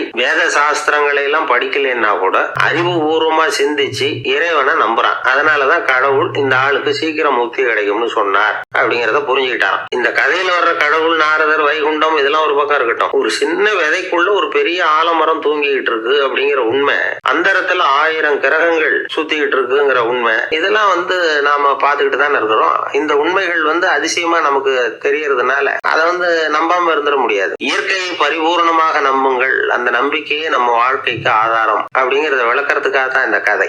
இந்த காலத்துல நம்ம பிள்ளைங்களுக்கு எல்லாம் இது மாதிரி நம்பிக்கை அதிகமாவே இருக்குது. ஒரு நாள் ஒரு சின்ன பையன் கிட்ட கேட்டேன், ஏன்பா கடவுள் ஒரு பானைக்குள்ள ஒரு யானையை நுழைய வச்சுட்டாருன்னு சொன்னா அதை நீ நம்புவியா அப்படின்னு கேட்டோம். நம்புவேன் சார், அது ஒன்றும் பெரிய அதிசயம் இல்லைன்னா. எப்படின்னு கேட்டோம். எப்படின்னா அந்த பானை அந்த யானையை விட பெருசா இருந்திருக்கும், அவ்வளவுதான் அப்படின்னு சொல்றான். ஒரு பெரிய பியானோ கலைஞர் வியன்னாவில் இருந்தார். ரொம்ப புகழ்பெற்ற இசை கலைஞர் அவர். இங்கிலாந்து மகாராணி விக்டோரியா அவருடைய சங்கீதத்தை கேட்கணும்னு ஆசைப்பட்டாங்க. அவரை அரண்மனைக்கு கூப்பிட்டாங்களாம். பியானோ வாசிக்க சொல்லி கேட்டாங்களாம். இவரும் ரொம்ப பிரமாதமா வாய்ச்சி காட்டியிருக்கார். உடனே பாராட்டி பரிசுகள்லாம் கொடுத்து அனுப்புனாங்களாம். அந்த இசையை கேட்கறதுல அரசிக்கு ரொம்ப ஆர்வம் உண்டு. அதனால அதுக்கப்புறமும் அந்த கலைஞர் அடிக்கடி அரண்மனைக்கு வர வேண்டிய அவசியம் ஏற்பட்டது. ஏன்னா அரசி கூப்பிட ஆரம்பிச்சாங்க. இவர் போகணும், அங்க இசை நிகழ்ச்சி நடத்தணும். இவர் அங்க பாடி வாசிக்கிறது உண்டு. ஒரு தடவை மகாராணி அவரை பார்த்து, உங்க நாட்டு தேசிய கீதம் பாடுங்களேன் அப்படின்னு கேட்டாங்களாம். உடனே அவரு தன்னுடைய நாடான ஆஸ்திரியாவின் தேசிய கீதத்தை பாடியிருக்கிறார். அவர் பாட ஆரம்பிச்ச உடனே மகாராணி எழுந்திருச்சு நின்னாங்களாம். அதுக்கு மரியாதை செலுத்துற நோக்கத்தோட பாட்டு முடிகிற வரைக்கும் அப்படியே நின்றுகிட்டு இருந்தாங்களாம். இதுதான் அந்த அரசியினுடைய பெருந்தன்மை. அதாவது நாட்டுப்பற்றுங்கிறது அந்த அளவுக்கு அப்படி இருக்கணும். இப்படி ஒரு அரசியே நம்ம நாட்டு தேசிய கீதத்துக்கு எழுந்திருச்சு நின்று மரியாதை செலுத்துறாங்க அப்படிங்கறத புரிஞ்சுக்கும் பொழுது அந்த முதிய கலைஞரின் மகிழ்ச்சிக்கு அளவே இல்லையா. அதுக்கப்புறம் அந்த பியானோ கலைஞர் ஒரு நாள் தன்னுடைய நண்பர் ஒருத்தர்கிட்ட பேசிக்கிட்டு இருந்தாராம். அப்ப சொன்னாராம், மகாராணியார் எனக்கு எவ்வளவோ பரிசுகள்லாம் கொடுத்துருக்குறாங்க. ஒரு தடவை எனக்கு வைரக்கல் பதித்த அணி ஒன்றை கூட பரிசா கொடுத்தாங்க. ஆனா அதை விட உயர்ந்து விலை மதிக்க முடியாத அணி என்ன தெரியுமா? நான் என்னுடைய நாட்டு தேசிய கீதத்தை நான் பாடுறப்போ அவங்க எழுந்திருச்சு நின்று மரியாதை செலுத்தினாங்களே, அதுதான் எனக்கு கிடைச்ச மிகப்பெரிய பரிசு அப்படின்னாராம். எனக்கு தெரிஞ்ச சங்கீத வித்வான் ஒருத்தர் இருக்கார். சமீபத்துல ஒரு நாள் அவரை பார்த்தேன். எப்படி போயிட்டு இருக்கு உங்க தொழில் அப்படின்னு கேட்டேன். ரொம்பவும் வித்தியாசமா போயிட்டு இருக்குங்க அப்படின்னார். என்ன சொல்றீங்க அப்படின்னு. முன்னாடி எல்லாம் நான் பாடுனா எதிரில் இருக்கிறவங்க தான் எழுந்திரிச்சு போயிட்டு இருந்தாங்க. இப்ப எப்படின்னா நான் பாட ஆரம்பிச்சுட்டா உடனே பக்கவாத்தியக்காரனே எழுந்திரிச்சு போடுறான் அப்படின்னார். ஒரு ராஜா தன்னோட மகனுக்கு சுயவரம் நடத்தினார். எல்லா தேசத்துல இருந்து ராஜகுமாரர்கள் வந்திருந்தாங்க. ராஜகுமாரிய கல்யாணம் பண்ணிக்கலாம்ங்கிற ஆசையில சுயம்பர மண்டபத்திலிருந்து எல்லா ராஜகுமாரர்களும் அலறி அடிச்சுக்கிட்டு வெளியில ஓடி வந்துகிட்டு இருக்கிறாங்களாம். ஏன் அப்படி எல்லாரும் மிரண்டு போய் ஓடி வர்றாங்கன்னு கேட்டார் ஒருத்தர். அதுக்கு இன்னொருத்தர் விவரம் சொன்னார். ராஜகுமாரியை இன்னைக்குதான் அவங்க நேர்ல பார்த்தாங்களாம், அதுதான் அப்படி ஓடி வந்துகிட்டு இருக்கிறாங்க அப்படின்னார். அங்க ஒரு புதர் தெரியுது இல்லையா, இந்த புதருக்குள்ள ஒரு சிங்கம் இருக்கு. அந்த பக்கமா நான் போறப்போ வர்றப்போலாம் அது என்கிட்ட வம்பு வளர்க்குது, தகராறு செய்யுது, என் மேல பாயுது, என்னை தாக்குது, ஏன்னு தெரியல அப்படின்னுது. இதை கேட்டதும் அந்த குரங்கு சொல்லிச்சு, இனிமே கவலைப்படாத, இந்த தடவை நான் உன்னை காப்பாத்துறேன்னுது. அதுக்கப்புறம் ஒரு நாள் அந்த குரங்கும் கழுதியும் அந்த புதர் பக்கமா போய்கிட்டு இருந்தாங்க. எதிர்பார்த்தது மாதிரியே நடந்தது. அந்த சிங்கம் எதிரில் வந்தது, கழுதியை பார்த்தது, உடனே அது மேல பாய ஆரம்பிச்சுட்டுது. அவ்வளவுதான். உடனே இந்த குரங்கு என்ன பண்ணுச்சு தெரியுமா, கிடுகிடுன்னு ஒரு மரத்து மேலே ஏறி உட்காந்துக்கிட்டுது. அங்கே உட்காந்துக்கிட்டு கீழே அந்த கழுதியும் சிங்கமும் போடுற சண்டையை வேடிக்கை பார்க்க ஆரம்பிச்சுட்டுது. கொஞ்ச நேரம் கழிச்சு அடிபட்ட காயத்தோடு அந்த கழுதை மெதுவாக நடந்து வந்தது. குரங்கு மெல்ல மரத்தை விட்டு கீழே இறங்குச்சு. இப்போ கழுதை கேட்டுது, என்னை காப்பாத்துறேன்னு சொல்லிவிட்டு காலவாரி விட்டுட்டியே, நீ பாட்டுக்கு மரத்து மேலே ஏறி உட்காந்துக்கிட்டே அது நியாயமானது. குரங்கு பரிதாபமாக அதை பார்த்துது. நான் மரத்து மேலே இருந்து நீங்கள் 2 பேரும் சண்டை போட்டதை பார்த்துக்கிட்டு தான் இருந்தேன். உன்னோட சத்தம் தான் அதிகமாக இருந்தது, அது நீ சிரிக்கிற மாதிரி எனக்கு கேட்டுது. அதனால நீ தான் ஜெயிச்சுக்கிட்டு இருக்க போல இருக்கு அப்படின்னு நினச்சிவிட்டேன். இன்னைக்கு பல பேர் இப்படி தான் இருக்கிறாங்களாம். யார் ஜெயிக்கிறாங்க யார் தோக்குறாங்கங்கிறத முகத்தை பார்த்து கூட கண்டுபிடிக்க முடியறதில்ல. பேசுகிற பேச்சை வச்சு கூட கண்டுபிடிக்க முடியறதில்ல. தோற்கிறவங்க கூட சிரிக்கிற மாதிரி முகத்தை வச்சுக்கிறான். இன்றைய மனிதர்கள்கிட்ட ஏகப்பட்ட முரண்பாடுகள். பொய் முகங்களோட உலவுகிறவர்கள் தான் அதிகம். உண்மை முகம் எங்கே இருக்குது அப்படிங்கிறத புரிஞ்சுக்கிட்டு நண்பர்களை தேர்ந்தெடுக்கணும் அப்படிங்கிறது ஒரு முக்கியமான கருத்து. வேடிக்கையாக ஒரு கதை சொல்லுவாங்க, இதை பாருங்க, நம்ம பையன் எங்கே பணம் வச்சாலும் எடுத்து விடுறான், என்ன பண்ணுறதுன்னாங்க அம்மா. அப்பா கொஞ்ச நேரம் யோசனை பண்ணார். அதுக்கப்புறம் சொன்னார், அவன் கண்ணில் படாத இடமா நம்ம வீட்டில் இருக்கிறது ஒரே இடம் தான், அங்கே பணத்தை வை திருட்டு போகாதுன்னார். அது எந்த இடம்னு கேட்டாங்க. அதுதான் அவன் பாட புஸ்தகம், அதில் வச்சிரு, அவன் தொடவே மாட்டான். பாட புத்தகத்தை தொடாமல் பரீட்சையில் வெற்றி பெற முடியாது அப்படிங்கிறத புரிஞ்சுக்கணும். உள்ளே இருக்கிற உண்மையை தொடாமல் வாழ்க்கையில் வெற்றி பெற முடியாது. அதனால உண்மையை புரிஞ்சுக்கிட்டா வாழ்க்கையில வெற்றி நிச்சயம். ஒரு ஊர்ல ஒரு சித்தர் இருந்தார், சூஃபி சித்தர். அவர் ஞானம் பெற்ற ஒரு சித்தர். ஒரு நாள் அந்த நாட்டு மன்னன் அவரை பார்க்கறதுக்காக வந்தான். என்ன வேணும் உனக்குன்னு கேட்டார். நான் கடவுளை பார்க்கணும், அதுக்கு நீங்கள் தான் உதவி பண்ணணும் அப்படின்னா அவன். சித்தர் கொஞ்சம் யோசனை பண்ணார். சரி, போயிட்டு நாளைக்கு வாடினார். அதே மாதிரி மன்னன் போயிட்டு அடுத்த நாள் வந்தான். இங்கே நீ என்னோட 1 வாரம் தங்கியிருக்க வேண்டியிருக்கும்னார். சரின்னா ஒரு பிச்சை பாத்திரத்தை தூக்கி கையில் கொடுத்தார். அவனுக்கு ஒன்றும் புரியல, இருந்தாலும் வாங்கிட்டான். வாங்கிட்டு இதை என்ன செய்யணும் அப்படின்னு கேட்டான். இதை ஒன்றும் செய்ய வேணாம், இதை எடுத்துக்கிட்டு பக்கத்தில் உள்ள கிராமங்களுக்கு போ, வீடு வீடாக பிச்சை எடுத்துக்கிட்டு வா. அப்படி வந்த பிறகு தான் உனக்கு சாப்பாடும் ஓய்வும் கிடைக்கும். 1 வாரம் அப்படி செய், அதுக்கப்புறம் 8வது நாள் நாம் கடவுளை பற்றி யோசிக்கலாம் அப்படின்னார். இப்படி ஒரு சொன்னதை கேட்டதும் அந்த அரசனுக்கு அதிர்ச்சி ஆயிட்டுது. ஒரு மாதிரி ஆயிட்டான். தன்னுடைய சொந்த நாட்டில் சொந்த குடிமக்கள்கிட்ட போய் பிச்சை எடுக்கிறதா அப்படின்னு யோசனை பண்ணி பார்த்தான். அதுக்கப்புறம் மெதுவாக அவன் அந்த சித்தரை பார்த்தான். ஐயா, சொந்த நாட்டிலேயே பிச்சை எடுக்கிறதுன்னா எனக்கு ஒரு மாதிரியாக இருக்குது, வெக்கமாக இருக்குது. நான் வேணும்னா வெளி தேசத்தில் எங்கேயாவது போய் பிச்சை எடுக்கவா அப்படின்னு கேட்டான். இதுக்கு அந்த சித்தர் ஒரு சம்மதிக்கலை.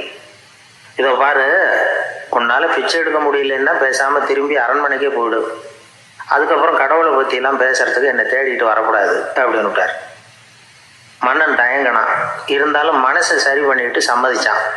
சரிங்க, 1 வாரம் இங்கே தங்குறேன், நீங்கள் சொல்கிறது மாதிரி பக்கத்து கிராமங்களுக்கு போகிறேன், வீடு வீடாக பிச்சை எடுக்கிறேன், வர்றேன் அப்படின்னா. 1 வாரம் தெரு தெருவாக பிச்சை பாத்திரத்தோடு அலைஞ்சான். சொந்த ஊரில் சொந்த குடிமக்கள்கிட்ட பிச்சை எடுத்தான். 7 நாள் முடிஞ்சுது. 8வது நாள் அந்த சித்தர் மன்னனை கூப்பிட்டார். இப்படி வாழ்னார். வந்தான்.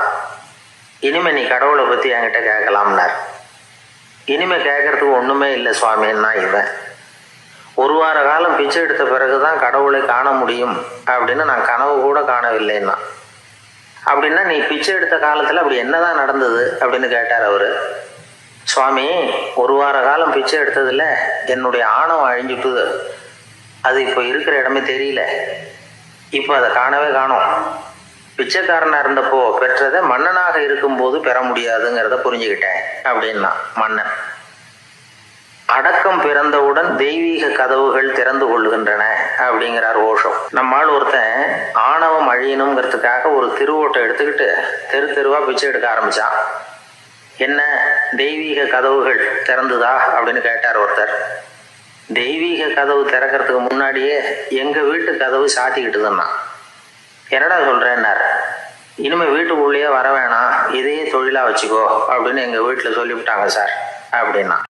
கப்பல் கடலில் போய்கிட்டு இருக்கு. புயல், சூறாவளி, அலையெல்லாம் பெருசு பெருசாக ரொம்ப உயரமாக உண்டாகுது. கடுமையான காற்றுலேயும் வேகமான அலைகள்லேயும் சிக்கி அந்த கப்பல் தடுமாறுது. திசை மாறி போச்சு. எந்த பக்கம் போயிட்டு இருக்கிறோம்னே தெரியல. அந்த கப்பலை செலுத்திக்கிட்டு இருந்த மாலுமி ரொம்ப சாமர்த்தியமாக செயல்பட்டார். தன்னுடைய அறிவாற்றலையும் திறமையையும் முழுமையாக பயன்படுத்தினார். அந்த கப்பலை கட்டுப்படுத்தினார். மெதுவாக அந்த சூறாவளியிலிருந்து கப்பலை காப்பாற்றி கரைக்கு கொண்டுட்டு வந்து சேர்த்துட்டார். மாலுமின்னு ஒருத்தர் இருந்ததுனால அந்த மரக்கலம் காப்பாற்றப்பட்டது. மாலுமின்னு ஒருத்தர் இல்லைன்னு வச்சுக்கோங்க, அந்த கப்பலோட கதி என்னவா இருக்கும் யோசிச்சு பாருங்க. ஒரு கோபக்காரனுடைய நிலைமையும் அப்படித்தானா. கோபக்காரங்கிறவன் ஒரு மாலுமி இல்லாத மரக்கலம் அப்படிங்கிறார் நபிகள் நாயகம். கொந்தளிக்கிற கடல்ல கொடுமையான அலைகளின் உச்சியில அல்லல் படுகிற மரக்கலத்தை விட மோசமானது கோபக்காரனின் நிலைமை அப்படிங்கிறது அவருடைய கருத்து. ஒரு கப்பல் கடல்ல தடுமாறினா அதை சரிப்படுத்த மாலுமி இருக்கிறார். அவர் தன்னுடைய சாமர்த்தியத்தினால அதை கட்டுப்படுத்தி சரியான வழிக்கு கொண்டுட்டு வந்துருவார். ஆனா கோபக்காரனுடைய நிலைமை அப்படி இல்லை அப்படிங்கிறார் நபிகள் நாயகம். மனித மனம் ஒரு மரக்கலம், அறிவு அதுல இருக்கிற மாலுமி. மாலுமி மரக்கலத்தை செலுத்துறான், அவனுக்கு கட்டுப்பட்டு அது ஓடுது. ஆனா கோபக்காரனுங்கிற மனுஷங்கிட்ட அறிவுங்கிற மாலுமி சரியா வேலை செய்ய மாட்டான். ஏன்னா கோபம் அந்த மாலுமியின் கண்களை அவிச்சிரும், காதுகளை கேட்காம பண்ணிவிடும். கண்ணையும் காதையும் மூடி விட்டு கப்பலை ஓட்டுனா எப்படி ஓட்டுறது? அதனால கோபக்காரன் மாலுமி இல்லாத மரக்கலம்.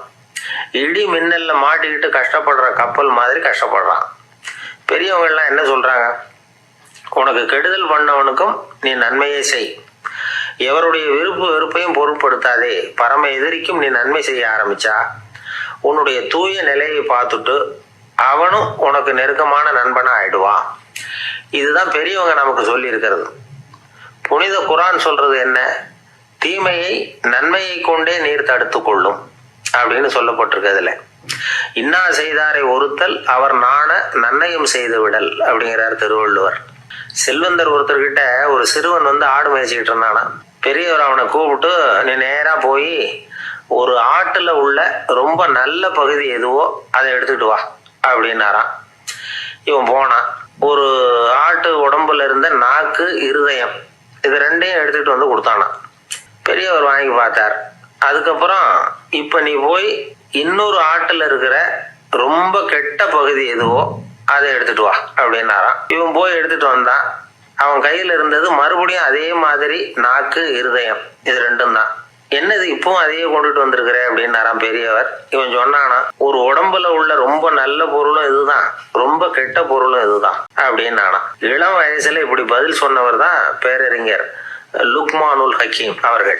கோபப்படாம இருந்தா இது ரெண்டும் நல்லா வேலை செய்யும், கோபப்பட்டா இது ரெண்டும் மோசமா வேலை செய்யும். அதை புரிஞ்சுக்கிறதுக்காகத்தான் இன்னைக்கு இந்த தகவல். கோபம் வந்துட்டா நாம என்ன செய்யறோங்கிறது நமக்கே தெரியாது. ஒருத்தர் டாக்டர் கிட்ட போனார் அவசரமா, டாக்டர் எனக்கு இப்ப கடுமையான கோப வெறி, எனக்கு கண்ணு மண்ணு ஒன்னும் புரியல, உடனடியாக அதை கட்டுப்படுத்தணும், உடனே இதுக்கு ஏதாவது ஒரு மாத்திரை கொடுங்க பிளீஸ் அப்படின்னார். அந்த டாக்டரும் உடனே ஒரு மாத்திரையை கொடுத்து இதை உடனே போடுங்க, நான் தண்ணி கொண்டுட்டு வரேன்னு உள்ள போனார். தண்ணியோட திரும்பி வந்தார். இவரு சொன்னாரு, டாக்டர் நீங்க கொடுத்த மாத்திரை ரொம்ப பெருசா இருந்தது, இருந்தாலும் கஷ்டப்பட்டு முழுங்கிட்டேன்னார். டாக்டர் சந்தேகத்தோட மேசைய பாக்குறார். பார்த்தா மாத்திரை அங்கேயே இருக்குது, பேப்பர் வெயிட்ட காணல. நாம ஏன் கடவுளை படைச்சோம்? அது ஒரு நழுவல் முயற்சியா, அதாவது தன்னிடமிருந்து தானே தப்பிக்கிற ஒரு முயற்சியா. இப்படிதான் அதை சொல்றாங்க அறிஞர்கள்லாம். மக்கள் பொய்யான பிரச்சனைகள்ல ஆர்வமா இருக்கிறாங்க, அதுக்கு தீர்வு காணவும் முயற்சி பண்றாங்க. கடவுளை பத்தி விவாதிக்க எல்லாருக்கும் விருப்பம், தன்னுடைய சுயம் பற்றிய பிரச்சனையே இருக்கிறது இல்லை. ஆகக்கூடிய விஷயம் என்னன்னா, கடவுள் சமாளிப்புக்கு பயன்படுத்தப்படுகிறார். மனவியல் என்ன சொல்லுது தெரியுமா? கடவுள், சொர்க்கம், மறுபிறவி, இதை பத்தி எல்லாம் பேச ஆரம்பிக்கிறவங்க யார் தெரியுமா? போருக்கு போறவன், துன்பத்துல சிக்கி கஷ்டப்படுறவன், நோய் படுக்கையில விழுந்தவன், இவங்க தான். நாம அனுபவத்திலேயே பார்க்குறோமே இதையெல்லாம். கடவுளை துணைக்கு கூப்பிடுறவங்க யாருன்னு கவனிச்சு பாருங்க. பரீட்சை எழுத போறவன், வேலை தேடி அலையிறவன், பண நெருக்கடியில் இருக்கிறவன், விபத்துல சிக்கிக்கிட்டவன், இவங்கெல்லாம் தான். தேர்வில் வெற்றி பெற்றதும் அவரை துணைக்கு கூப்பிடுறது இல்லை, வேலை கிடைச்சதும் அவர் துணை தேவைப்படுறது இல்லை. ஏன் இப்படி? கொஞ்சம் யோசனை பண்ணி பாருங்க. துன்பம் வருகிற போது அந்த துன்பத்தை தவிர்க்க வேண்டிய நிலையில அதிலிருந்து நழுவி போறதுக்காக பிரார்த்தனை தேவைப்படுது. எல்லாம் நல்லபடியா நடக்கிறப்போ பிரார்த்தனை செய்யறது இல்லை. புத்தருடைய வழி என்ன தெரியுமா? அந்த வழியில கடவுளும் கிடையாது, பிரார்த்தனையும் கிடையாது. புத்தர் செய்தது இதைத்தான். அதாவது கடவுள்கிட்ட இருந்து மனிதனையும், மனிதன்கிட்ட இருந்து கடவுளையும் அவர் விடுவித்தார். புத்த மதம் என்ன சொல்லுது தெரியுமா? கடவுள் பிரச்சனை அல்ல, மனிதன் தான் உண்மையான பிரச்சனை அப்படின்னு சொல்லுது. உங்களை நீங்கள் நல்லா தெரிஞ்சுக்கிட்டா போதும், நீங்களே கடவுள் ஆயிடுவீங்க அப்படிங்கிறது தான் புத்த மதம். அதனால நமக்கு தேவை உள்முக பயணம். நான் யார் அப்படிங்கிற கேள்வியோட உள்ள போகணும். அங்கே போனால் தான் தெரியும் நான் அப்படின்னு அங்கே யாருமே இல்லைங்கிறது. இதெல்லாம் புத்தர் சொல்லுகிற ஒரு தத்துவம். தத்துவம்னு சொன்னாவே நமக்கெல்லாம் அதை புரிஞ்சுக்கிறது கஷ்டம்தான். நம்ம பொறுத்த வரைக்கும் தத்துவங்கிறதுல 2 வகை உண்டு. ஒன்று தத்துவம், இன்னொன்று மகா தத்துவம். தத்துவம்னா என்ன தெரியுமா? கேட்குறவங்களுக்கு புரியக்கூடாது, அதுதான் தத்துவம். மகா தத்துவம் என்னன்னா சொல்றவங்களுக்கும் புரியக்கூடாது. அந்த வகையில் பார்த்தா இன்று ஒரு தகவலும் ஒரு மகா தத்துவம் தான். ஒரு நாள் ஒரு நண்பரை சந்தித்தேன். உங்கள் வீடு எதுன்னு உங்களுக்கு தெரியுமா சார்ன்னு. அவர் என்னை ஒரு மாதிரியாக பார்த்தார். அப்புறம் சொன்னார், தெரியும் அப்படின்னாரு. சரி, உங்கள் தொலைபேசி எண் உங்களுக்கு தெரியுமான்னு. அதுவும் தெரியும்னார். உங்கள் மனைவி மக்கள் யார் யாருன்னு உங்களுக்கு தெரியுமான்னு கேட்டேன். என்ன ஒரு மாதிரியாக பார்த்தார். அப்புறம் சொன்னார், அதுவும் தெரியும் சார் அப்படின்னார். சரி, நீங்கள் யாருன்னு உங்களுக்கு தெரியுமான்னு கேட்டேன். இப்போ தான் அவர் முழிக்க ஆரம்பித்தார். அவர் மட்டும் அப்படி இல்லை, நாம் எல்லாருமே அப்படி தான். எதிரில் நிற்கிறது யாருங்கிறது தெரியும், நாம் யாருன்னு நமக்கு தெரியாது. உண்மையிலேயே நாம் யார்? இந்த கேள்விக்கான பதிலை தான் வாழ்க்கை பூரா நாம் தேடிட்டு இருக்கிறோம். புத்தர் என்ன சொல்கிறாரு தெரியுமா? நீங்கள் கடவுளை பற்றி கவலைப்பட தேவையில்லை, உங்களை பற்றின கவலை உங்களுக்கு இருந்தால் போதும் அப்படிங்கிறார். நான் யார், எனக்கு ஏன் இந்த கவலை அப்படின்னு உங்களை நீங்களே கேட்டுக்குங்க அப்படிங்கிறார். ஒரு மருத்துவமனை படுக்கையில் கிடந்த நோயாளி சொன்னார், டாக்டர் என்னோட வாழ்வும் சாவும் உங்கள் கையில் தான் இருக்குது, ஏன்னா இப்போ எனக்கு ஆப்ரேஷன் பண்ண போகிறது நீங்கள் அப்படின்னார். பயப்படாதீங்க, எல்லாம் நாங்கள் பார்த்துக்குறோம்னார் டாக்டர். அதுக்கில்லை டாக்டர், நான் இது வரைக்கும் ஆஸ்பத்திரி பக்கமே வைத்தியத்துக்குன்னு வந்ததில்லை, இதுதான் எனக்கு முதல் ஆப்ரேஷன், அதுதான் பயமாக இருக்குன்னார் நோயாளி. டாக்டர் சொன்னார், எனக்கும் இதுதான் முதல் ஆப்ரேஷன், அதுக்காக நான் என்ன பயப்படுறேன்னா பாருங்க, தைரியமாக இருங்கன்னார். அதனால் நம்ம வாழ்க்கையை நாம் தான் தீர்மானிக்கணும். அப்படி அதை தீர்மானிக்கிற பக்குவம் நமக்கு வந்துட்டு. ஒரு ஊரில் ஒரு ராஜா இருந்தார். அவர் ஒரு நாள் காலையில் அரண்மனையில் மேல் மாடத்தில் நின்றுக்கிட்டு இருந்தார். அப்போ ஒரு ஆள் வீதியில் ரொம்ப வேகமாக ஓடிக்கிட்டு இருக்கான். அதை ராஜா கவனிச்சார்.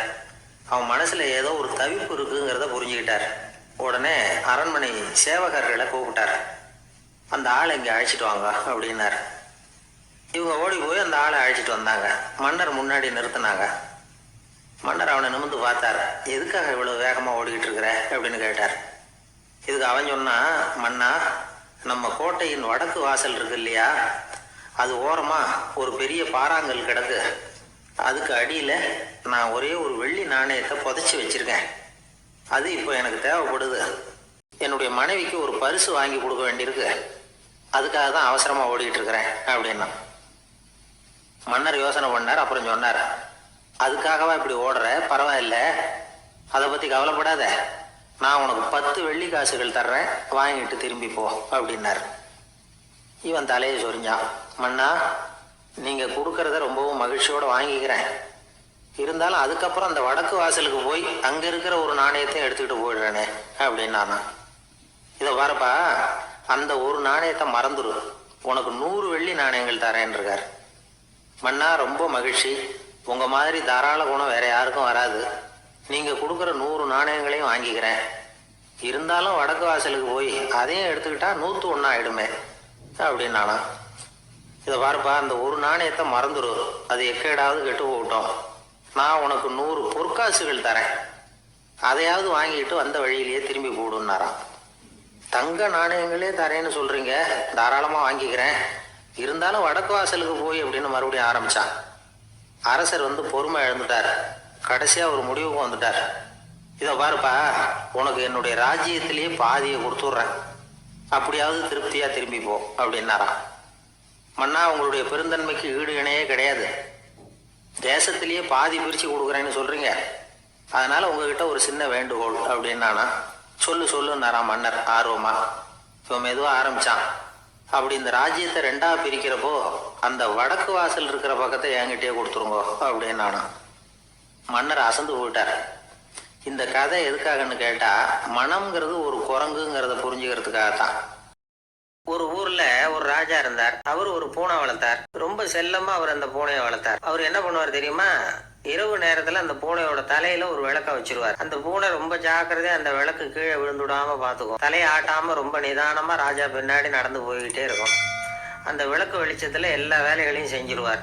கையில ஒரு விளக்க தனியா எடுத்துட்டு போக வேண்டிய அவசியமே இல்லை. விளக்க தூக்கிட்டு போற வேலையை அந்த பூனை பாத்துக்கும். அதனால ராஜாவுக்கு அந்த பூனை மேல ரொம்ப பிரியம்.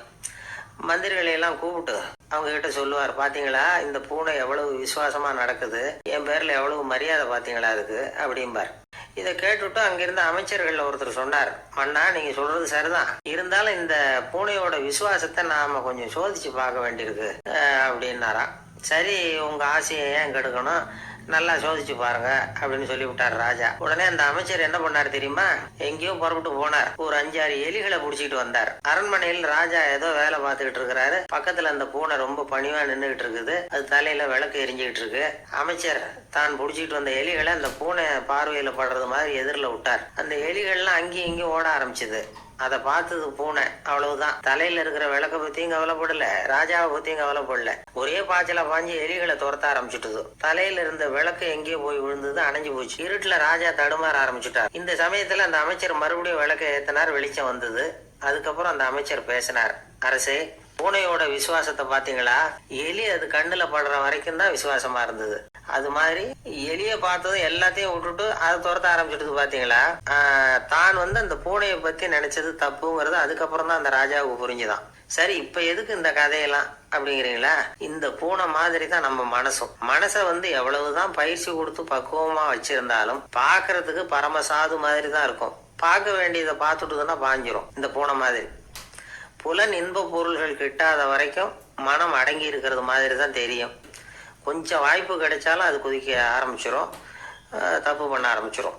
பெரிய பெரிய முனிவர்கள் வாழ்க்கையில நடந்த வீழ்ச்சி இதை தான் நிரூபிக்குது. புலன்களின் ஆற்றல் அதிகம். அதனால மனக்கட்டுப்பாடு பயிற்சிகள்ல ரொம்ப எச்சரிக்கையா இருக்கணுங்கிறார் சுவாமி சிவானந்தர். மது பழக்கத்தையே விட்டுட்டேன்னு உறுதியா இருப்பான். கடை கண்ணுல பட்டுட்டுதுன்னா கால் அவனை கேட்காமலே இழுத்துக்கிட்டு உள்ள போயிடும். இதுதான் மனசுங்கிறது. அதுதான் அந்த ராஜா வளர்த்த பூனை. நம்மால் ஒருத்தன் அந்த ராஜா பூனை தலையில விளக்க வச்சது மாதிரி இவன் தன்னுடைய தலையிலேயே ஒரு விளக்க ஏத்தி வச்சுக்கிட்டு என்னத்தையும் தேட ஆரம்பிச்சான். தேடிட்டு இருக்கிறான். தலையை ஆட்டாம நிதானமா நடந்து ரொம்ப நேரமா தேடிட்டு இருக்கிறான். அந்த சமயம் அங்க வந்த ஒருத்தர், என்னத்தை தேடுறீங்கன்னு கேட்டார். அதுதான் மறந்து போச்சு அப்படின்னு இழுத்தான். சரி, கொஞ்சம் இப்படி உட்காருங்க, ஞாபகம் வந்ததுன்னு தேட ஆரம்பிக்கலாம் அப்படின்னாரு அவரு. கொஞ்ச நேரம் உட்காந்து யோசிச்சான். அப்புறம் திடீர்னு எழுந்திருச்சான். ஞாபகம் வந்துட்டுதுன்னா என்னன்னு கேட்டார். எங்க வீட்டுல இருந்த விளக்க எங்க வச்சேன்னு தெரியல, அதுதான் தேடிட்டு இருக்கிறேன், ஏத்தி வைக்கலாம்னு பாக்குறேன் அப்படின்னா. ஒரு ஊர்ல ஒரு ராஜா இருந்தார். அந்த ராஜாவுக்கு ஒரு மந்திரி. ராஜா ரொம்ப நியாயமானவர், நேர்மையானவர், கண்டிப்பானவர். தப்பு செய்யறது யாரா இருந்தாலும் தண்டனை கொடுப்பார். வேண்டியவங்களுக்கு ஒரு நியாயம், வேண்டாதவங்களுக்கு ஒரு நியாயம்ங்கிறதெல்லாம் அவர்கிட்ட கிடையாது. ஒரு சமயம் அரசவையில அந்த அமைச்சரே விதிமுறைகளுக்கு புறம்பா ஏதோ நடந்துகிட்டு இருக்காரு. ஒரு ஊர்ல ஒரு ராஜா இருந்தார். அந்த ராஜாவுக்கு ஒரு மந்திரி. ராஜா ரொம்ப நியாயமானவர், நேர்மையானவர், கண்டிப்பானவர். தப்பு செய்யறது யாரா இருந்தாலும் தண்டனை கொடுப்பார். வேண்டியவங்களுக்கு ஒரு நியாயம், வேண்டாதவங்களுக்கு ஒரு நியாயம்ங்கிறதெல்லாம் அவர்கிட்ட கிடையாது. ஒரு சமயம் அரசவையில அந்த அமைச்சரே விதிமுறைகளுக்கு புறம்பா ஏதோ நடந்துகிட்டு இருக்காரு. மன்னருக்கு கோபம் வந்துட்டுது. உடனே அந்த அமைச்சரை கிட்டத்துல கூப்பிட்டு அவர் கன்னத்துல ஓங்கி ஒரு அறை கொடுத்துட்டாராம். உடனே அந்த அமைச்சர் என்ன பண்ணாரு தெரியுமா, நேரா போனார். அங்க நின்றுகிட்டு இருந்த இன்னொருத்தர் கன்னத்துல ஓங்கி அரைஞ்சார். அரை வாங்கினவர் திகைச்சு போயிட்டார். இவர் ஏன் நம்மள அரைகிறார் அப்படின்னு யோசனை பண்ணார். மன்னரும் திகைச்சு போயிட்டார். நாம இவரை அரைஞ்சா அதுக்காக இவரு போய் இன்னொருத்தர் அரையணுமா அப்படின்னு யோசனை பண்ணார். அவர் இவருக்கு என்ன பைத்தியமானு கூட நினைக்க ஆரம்பிச்சுட்டார். ஆனா என்ன ஆச்சுன்னா, அப்புறம் அமைச்சர் அவர் கவனிச்சுக்கிட்டு இருந்தாரா, அவர் இன்னொருத்தர் அரைஞ்சார் இல்லையா, அந்த அரை வாங்கின ஆசாமியை பார்த்து கத்திக்கிட்டு இருந்தார். யாரு, அமைச்சர். ஏன்பா என்கிட்ட அறைய வாங்கிட்டு இப்படி விவரம் இல்லாம நின்றுட்டு இருக்கிறிய, நான் உனக்கு கொடுத்ததை நீ வேற யாருகிட்டயாவது கொடுத்துரும் அப்படின்னார். உடனே அந்த ஆள் பார்த்தான். தனக்கு அடுத்தபடியா நின்றுகிட்டு இருந்தவன ஓங்கி ஒரு அரை அரைஞ்சான். அவன் கண்ணத்தை தடவிட்டே யோசனை பண்ணான். இது ஏதோ புரிஞ்சுக்கிட்ட மாதிரி அடுத்தாப்புல நின்றுகிட்டு இருந்தவன அரைஞ்சான். இப்படி இந்த அறை மாறி மாறி போய்கிட்டே இருக்குது. ஊரு பூரா பிரயாணம் பண்ண ஆரம்பிச்சுட்டு. அன்னைக்கு ராத்திரி அந்த ராஜா படுக்கிறதுக்காக போனார். அந்த நேரம் பார்த்து அவர் கண்ணத்துல பலார்னு ஒரு அறை விழுந்தது. நம்மளே அரையிறது யாரு அப்படின்னு அதிர்ச்சியோட மன்னர் திரும்பி பாக்குறாரு. அரைஞ்சது அவரோட மனைவி. என்னாச்சு உனக்குன்னு கத்துனார் ராஜா. உங்களுக்கு தெரியாதா, ஊரு பூரா ஒருத்தர் மாத்தி ஒருத்தர் மூலமா இந்த பறை வந்து பிரயாணம் பண்ணிட்டு வருது அப்படின்னாங்க அந்த அம்மா. அப்படின்னா ஆரம்பிச்ச இடத்துக்கே வந்துட்டுதா அப்படின்னாராம் மன்னர். என்ன சொல்றீங்கன்னு கேட்டிருக்காங்க. இவர் விவரத்தை சொன்னாராம். அப்படின்னா நீங்க ஆரம்பிச்சு வச்ச இந்த விளையாட்டை நான் முடிச்சு வச்சுட்டேன் அப்படின்னாங்களாம் அந்த அம்மா. மறுநாள் காலை மறுபடியும் அரசவை கூடிச்சு அந்த அமைச்சர் மன்னரை பார்த்து கேட்டார், என்ன மகாராஜா, என்கிட்ட கொடுத்ததை திருப்பி வாங்கிட்டீங்களா அப்படின்னாராம். இப்படி நடக்கும்னு நான் எதிர்பார்க்கவே இல்லைன்னாரு மன்னர். ஆனா நான் எதிர்பார்த்தேன். அது எங்க போயிட போகுது, ஊர் பூரா சுத்தி கடைசியில உங்ககிட்ட தான் வந்து சேரும் அப்படிங்கிறது எனக்கு தெரியும் அப்படின்னாரு அமைச்சர். இந்த கதை வந்து வேடிக்கையா இருந்தா கூட இதுல உள்ள கருத்து முக்கியமானது. இந்த உலகத்துல பல கருத்துக்கள் இப்படிதான் மாறி மாறி சுத்தி வந்துகிட்டே இருக்குது. நம்மால் ஒருத்தன் தன்னுடைய நண்பன் ஒருத்தனை கடத்தருல பார்த்தான். உடனே ஓடி போய் பலாருன்னு ஒரு அறை கொடுத்தானா. அவன் கண்ணத்தை தடவிட்டு ஏன்டா என்ன அரைஞ்சேன்னு கேட்டிருக்கான். நீ ஏன்டா என்ன முட்டாள்னு என் மனைவி கிட்ட போய் சொன்னேன் அப்படின்னு இருக்கான் அவன். உன்ன ஒரு முட்டாள்னு சொன்னதுக்காகவா நீ என்ன அரைஞ்ச அப்படின்னு கேட்டிருக்கான் இவன். ஏய், நான் அதுக்காக அறையலப்பா, அது ஒரு பெரிய ரகசியம். நான் முட்டாளுங்கிறது அந்த ரகசியத்தை நீ வந்து ஏன் எங்க வீட்டுல போய் சொன்னேன், அதுக்காக தான் அரைஞ்சேன் அப்படின்னு நானும் அவன். டி.என். ராஜரத்னம் பிள்ளை வந்து இறந்து போனார். அப்போ கவிஞர் கண்ணதாசன் எழுதினார், செவியனில் ஓடி எங்கள் சிந்தையில் ஓடி இந்த புவியெல்லாம் ஓடி நின்பார் பொங்கிய தோடி வேறிங்கு எவரிடம் போகும் ஐய இனி அதை காப்பார் யாவர் அவிந்தனின் சடலத்தோடே அவிந்தது தோடிதானும் அப்படின்னு எழுதினாராம். அந்த அளவுக்கு அவருடைய தோடியை வந்து ரசித்தவர்கள் உண்டு. அதே மாதிரி தோடின்னா என்னன்னு தெரியாமலே அவரை ரசித்தவங்களும் அந்த காலத்துல உண்டு. அதாவது ஒரு பெரிய சபையில இவர் வாய்ச்சிக்கிட்டு இருக்கிறார். பாதியில ஒரு பெரிய மனுஷன் உள்ள வந்தார். அவர் உடம்புல பட்டு வேஷ்டி, ஜருகை, அங்கவஸ்திரம், வாயில வெத்தலை, வாசனை புகையில, காதுல வைரக்கடுக்கன், கழுத்துல தங்க சங்கிலி, கை விரல் பூரா மோதிரம், கையில ஒரு வெள்ளி வெத்தலை பூட்டி, உதவிக்கு 2 பேர் பக்கத்துல. இவ்வளவு பந்தாவோட வர்றார் கச்சேரி கேட்கறதுக்கு. இப்படி வந்தவர் முதல் வரிசையில வந்து உட்கார்ந்தார். வித்வான் வாசிச்சு முடிச்சதும் இவர் அவரை பார்த்து, ஐயா, நீங்கள் தோடி வாசிக்கிறதுல ரொம்ப கெட்டிக்காரன்னு கேள்விப்பட்டிருக்கேன், அதை கேட்கறதுக்காக தான் மெனக்கிட்டு வந்திருக்கிறேன், அதை வாசிங்களேன் அப்படின்னாராம் இந்த பெரியவர். ராஜரத்னம் பிள்ளைக்கு ஒன்றும் புரியல. ஏன்னா இது வரைக்கும் அவர் வாசிச்சுக்கிட்டு இருந்ததே அந்த தோடி ராகத்தை தான். அதை வாசித்து முடித்ததும் அதை வாசிங்களேன்னு இவர் கேட்குறார். அப்படின்னா இவரோட ஞானம் எப்படிப்பட்டது? இவ்வளவும் கேட்டுட்டு இப்படி கேட்குறாரே அப்படின்னு அவர் யோசிச்சிருக்கிறார் ராஜரத்னம் பிள்ளை. உடனே என்ன பண்ணார் தெரியுமா? பக்கத்தில் ரொம்ப சாதுவாக சுருதி போட்டுக்கிட்டு இருந்த ஒரு முதுகில் ஓங்கி ஒரு குத்து விட்டாராம்.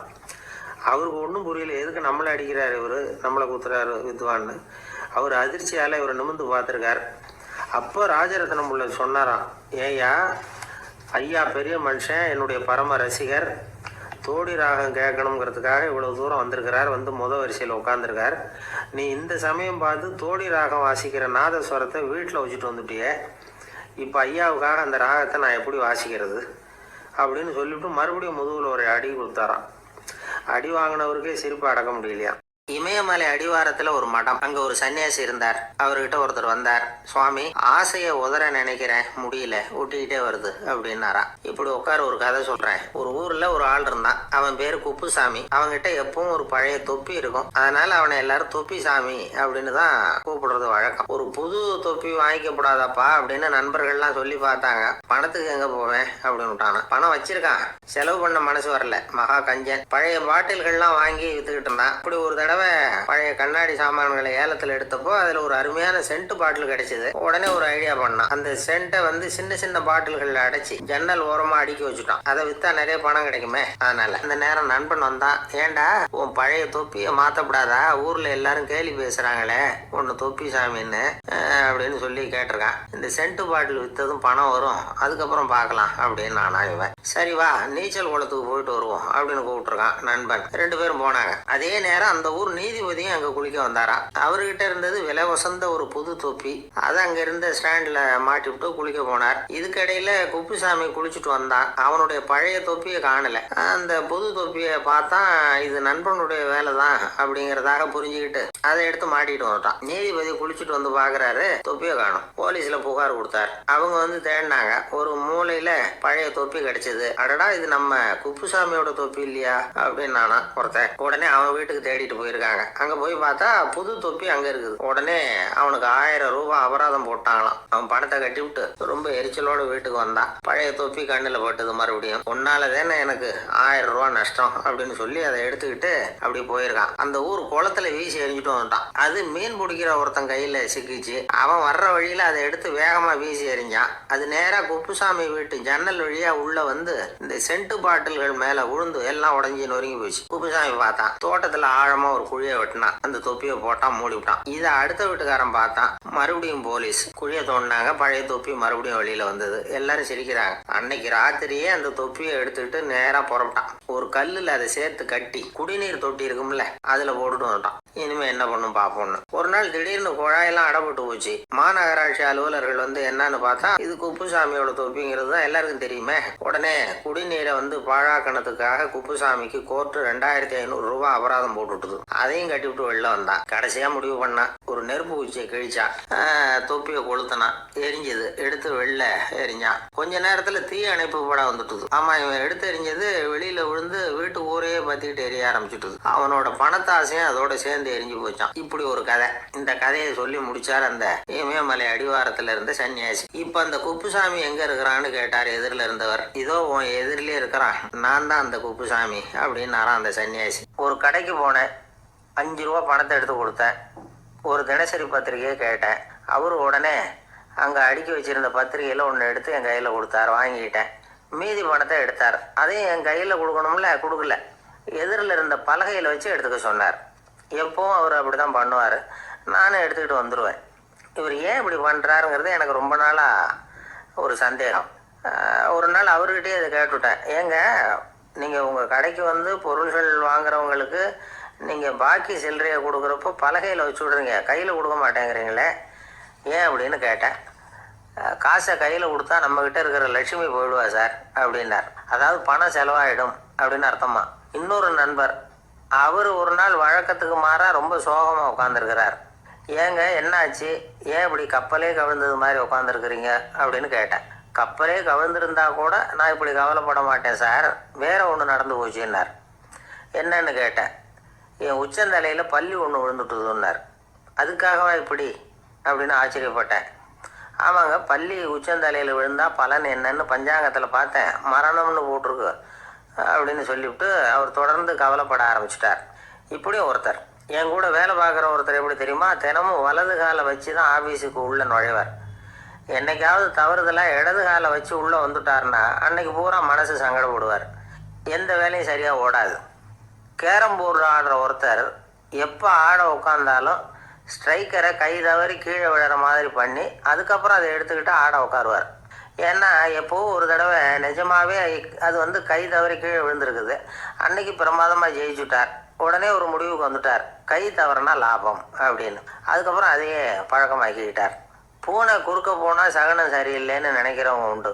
ஆனால் ஒருத்தர் எப்படி தெரியுமா, அவர் வெளியில் கிளம்புற சமயம் பக்கத்து வீட்டு ரேடியோவில் மியாவ் மியாவ் பூனை குட்டின்னு பாட்டு சத்தம் கேட்டால் கூட போதும், சகனம் சரியில்லைன்னு பிரயாணத்தை கேன்சல் பண்ணிவிடுவார். இப்போ இவ்வளவு எதுக்கு சொல்கிறோம்னா, அளவுக்கு மீறின சகுன நம்பிக்கைகள் இருக்குது பாருங்கள், இதோட பயமும் சேர்ந்துக்கிட்டதுன்னு வச்சுக்கோங்க, இது ஒருத்தருடைய மனநிலையை பாதிச்சிடும். இது வந்து உளவியல் நிபுணர்கள் சொல்கிற கருத்து. வாழ்க்கையே தடுமாற வச்சிரும். பாதுகாப்பு இல்லாத உணர்வு, ஒரு விதமான டிப்ரெஷன் மனநிலை, இதெல்லாம் தான் இதுக்கு காரணமாக அமையலாம். சில பேர் காய்கறி நறுக்க கத்தியை கையில் எடுத்தால் கூட நேரம் சரியாக இருக்கா அப்படின்னு பார்த்துட்டு தான் வேலையை ஆரம்பிக்கிறது வழக்கம். அறிவு தான் மனசுக்கு வாத்தியாராக இருக்கணும். அப்போ தான் வாழ்க்கை வந்து நிம்மதியாக இருக்கும். நமக்கு வேண்டிய ஒருத்தர் 10 பேர் கேட்ட கேள்விக்கு ஒரே பதில் சொல்லி சமாளித்தார். கேள்வி என்ன தெரியுமா, என்கிட்ட வாங்கின கடனை எப்போயா திருப்பி கொடுக்க போகிறேன், இதுதான் அந்த 10 பேரும் கேட்ட ஒரே கேள்வி. இந்த மாதம் 26ஆம் தேதி தந்துடுறேன் அப்படிங்கிற ஒரே பதில் சொல்லி அவ்வளவு பேரையும் இவர் அனுப்பி வச்சுட்டாராம். எல்லாரும் போனதுக்கப்புறம் இவரை தனியாக கூப்பிட்டு கேட்டிருக்கிறாங்க, அது என்ன சார் கணக்கு, 26ஆம் தேதி அன்னைக்கு என்ன அதிசயம் நடக்க போகுது அப்படின்னு கேட்டிருக்காங்க. அதிசயம் அன்னைக்கு இல்லை, அதுக்கு முதல் நாளே நடக்க போகுதுன்னாராம்.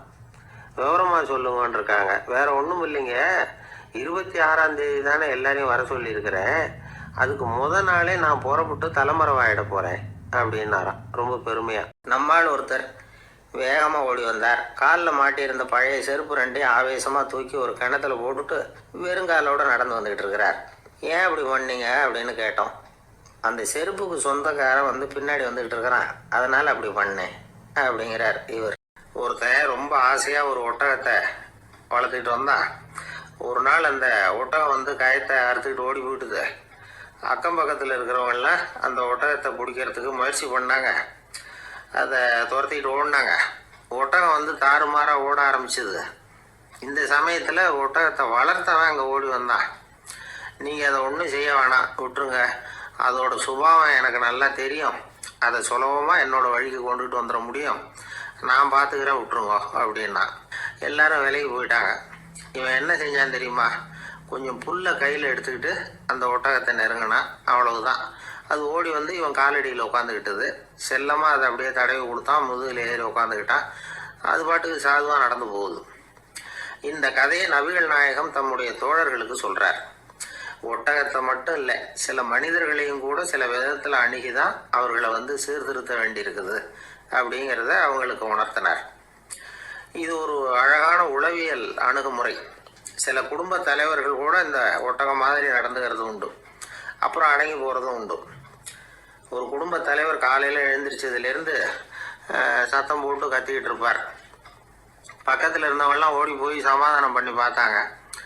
அவர் ஓயறது மாதிரி தெரியல. கடைசியில் அவர் மனைவி வந்தாங்க.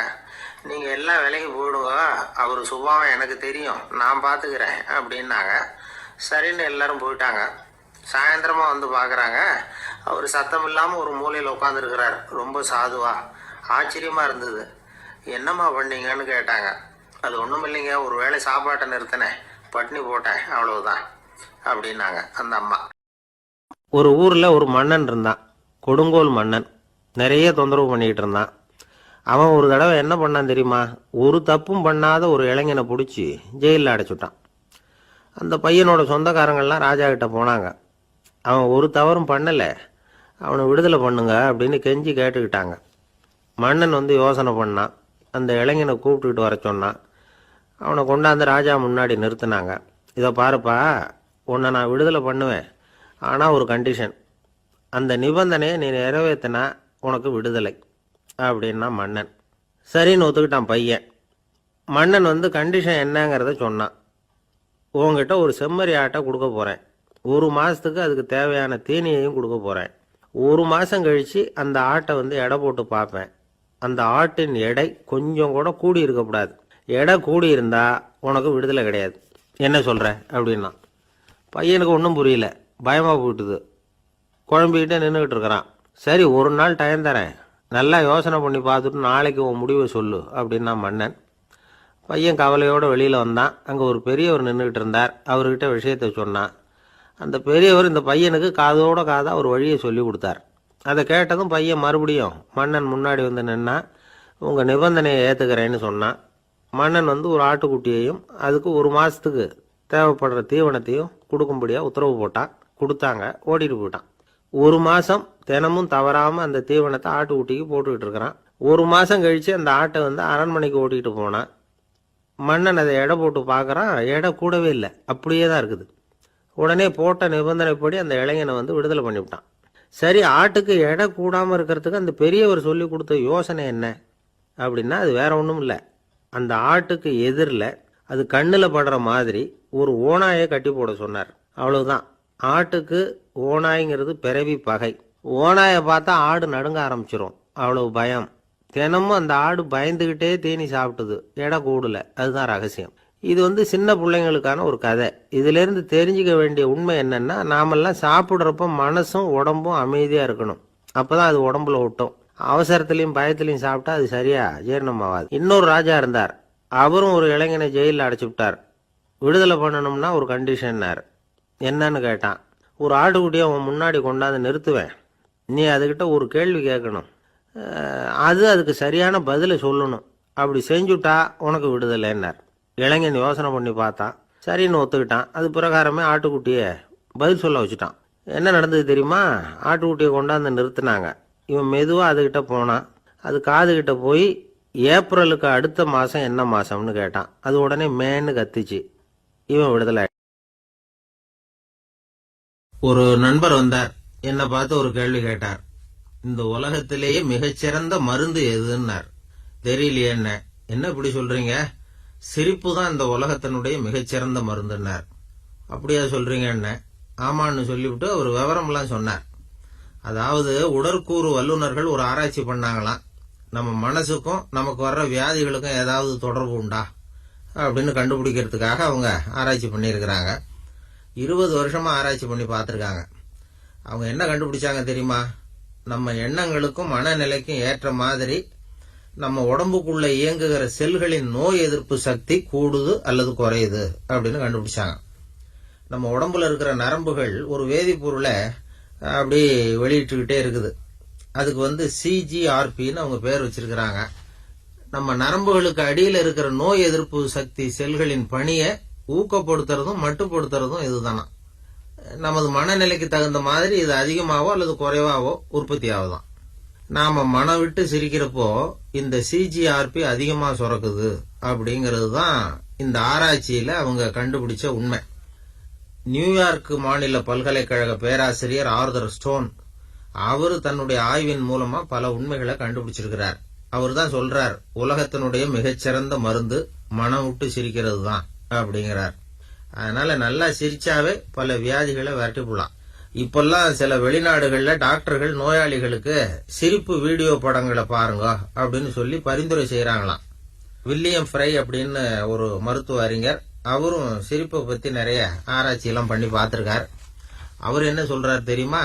நோய் எதிர்ப்பு சக்தியை உடம்புல உற்பத்தி செய்யக்கூடிய வெள்ளை அணுக்களின் பணியை சிரிப்பு முடுக்கி விடுது, வேகப்படுத்துது அப்படிங்கிறார். சிரிப்பை பத்தி ஆராய்ச்சி பண்ற மருத்துவ அறிஞர்களுக்கு என்ன பேர் தெரியுமா? ஜெலட்டாலஜிஸ்ட் அப்படின்னு சொல்லுவாங்க. இவங்கெல்லாம் நிறைய ஆராய்ச்சி பண்ணி பல உண்மைகளை சொல்லியிருக்கிறாங்க. சிரிப்பு நம்முடைய ரத்தத்துல அதிகப்படியான ஆக்சிஜன் இருக்கிறதுக்கான வழியை ஏற்படுத்தி கொடுக்குது. சிரிப்புனால இருதய தசைகள் வலுவடையுது, அதிக ரத்த அழுத்தம் அளவு குறையுது, நுரையீரல்கள் நல்லா வேலை செய்யுது. இந்த என்சிபேலின்ஸ் அப்படிங்கிற ஹார்மோனை நம்ம உடம்புல சுரக்க செய்து தசை வலியை நீக்க உதவுறது இந்த சிரிப்பு. சிரிக்கிறதுனால ரத்த குழாய் விரிவடையுது, ரத்த ஓட்டம் அதிகரிக்குது, மன இறுக்கம் தளருது. சிந்தனைக்கும் உணர்ச்சிகளுக்கும் தலைமை பீடமா செயல்படுகிற நமது மூளையோட வலது பக்க பகுதி சிரிப்புனால நல்லா செயல்படுது. சிரிப்பு பெப்டிக் அல்சர் மாதிரியான இரைப்பை புண்கள் வராம தடுக்குது. உலகத்துல இருக்கிற உயிரினங்கள்லயே நம்மால மட்டும்தான் சிரிக்க முடியும். ஒருத்தர் டாக்டர் கிட்ட போனார். டாக்டர் தலைவலின்னார். கவலைப்படாதீங்க நிறுத்தி விடுவோம்னார். டாக்டர் வயிற்று வலின்னார். இன்னொருத்தர் கவலைப்படாதீங்க நிறுத்தி விடுவோம்னார். இன்னொருத்தர் வந்தார். டாக்டர் அடிக்கடி மூச்சு வாங்குதுன்னார். கவலைப்படாதீங்க நிறுத்தி விடுவோம் அப்படின்னார். பிரம்மத்தை அறிந்தவன் பிரம்மம் ஆகிறான்னா, சிங்கத்தை அறிந்தவன் சிங்கம் ஆகிறானா, தோசையை அறிந்தவன் தோசை ஆகிறானா? இப்படிப்பட்ட சந்தேகம் நமக்கு வர்றதுல ஒன்றும் ஆச்சரியம் இல்லை. இது இயற்கை. இதுக்கும் அந்த பெரியவரே பதில் சொல்றார். சிங்கம் வேற, நாம வேற. அதனால சிங்கத்தை அறிந்தவன் சிங்கம் ஆக மாட்டான். ஆனா பிரம்மம் வேற, நாம வேற இல்லை. அதனால பிரம்மத்தை அறிந்தவன் பிரம்மமாகறான் அப்படிங்கிறது அவரோட விளக்கம். மனிதன் அவன்தான் தான் பிரம்மங்கிறது தெரியாதனால தான் அதை வேற எங்கேயோ தேடிட்டு இருக்கிறான். கடைசியில் அது தான் தாங்கிறது புரிஞ்சுக்கிற பொழுது அவன் பிரம்மம் ஆயிடுறான். இதை விளக்கிறதுக்கு ஒரு உபநிஷத்து கதையே இருக்கு.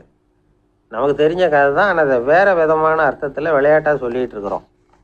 ஒரு சமயம் ஒரு 10 நண்பர்கள் ஒரு காட்டு வழியாக போய்கிட்டு இருக்கிறாங்க.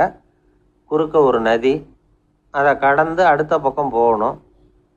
எல்லாரும் ஒரு வழியாக கடந்து அடுத்த கரைக்கு போய் சேர்ந்துட்டாங்க. அங்கே போய் சேர்ந்ததுக்கு அப்புறம் எல்லாரும் பத்திரமா சேர்ந்துட்டோமா அப்படின்னு தெரிஞ்சுக்கிறதுக்காக எண்ணி பார்க்குறான் அந்த கூட்டத்து தலைவன். அவங்க மொத்தம் 10 பேர்.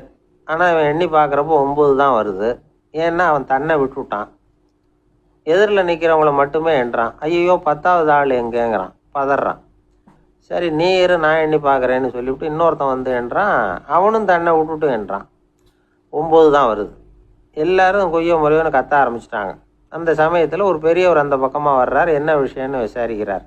10வது ஆளை 6 அடிச்சுட்டு போட்டுது அப்படின்னு சொல்லி இவங்க அழறாங்க. சரி அழாதீங்க அப்படின்னு சொல்லி அந்த தலைவனை பார்த்து இப்படி வாங்குறார். வர்றான். இப்போ எனக்கு முன்னாடி ஒரு தரம் எண்ணு பார்க்கலாம்ங்கிறார்.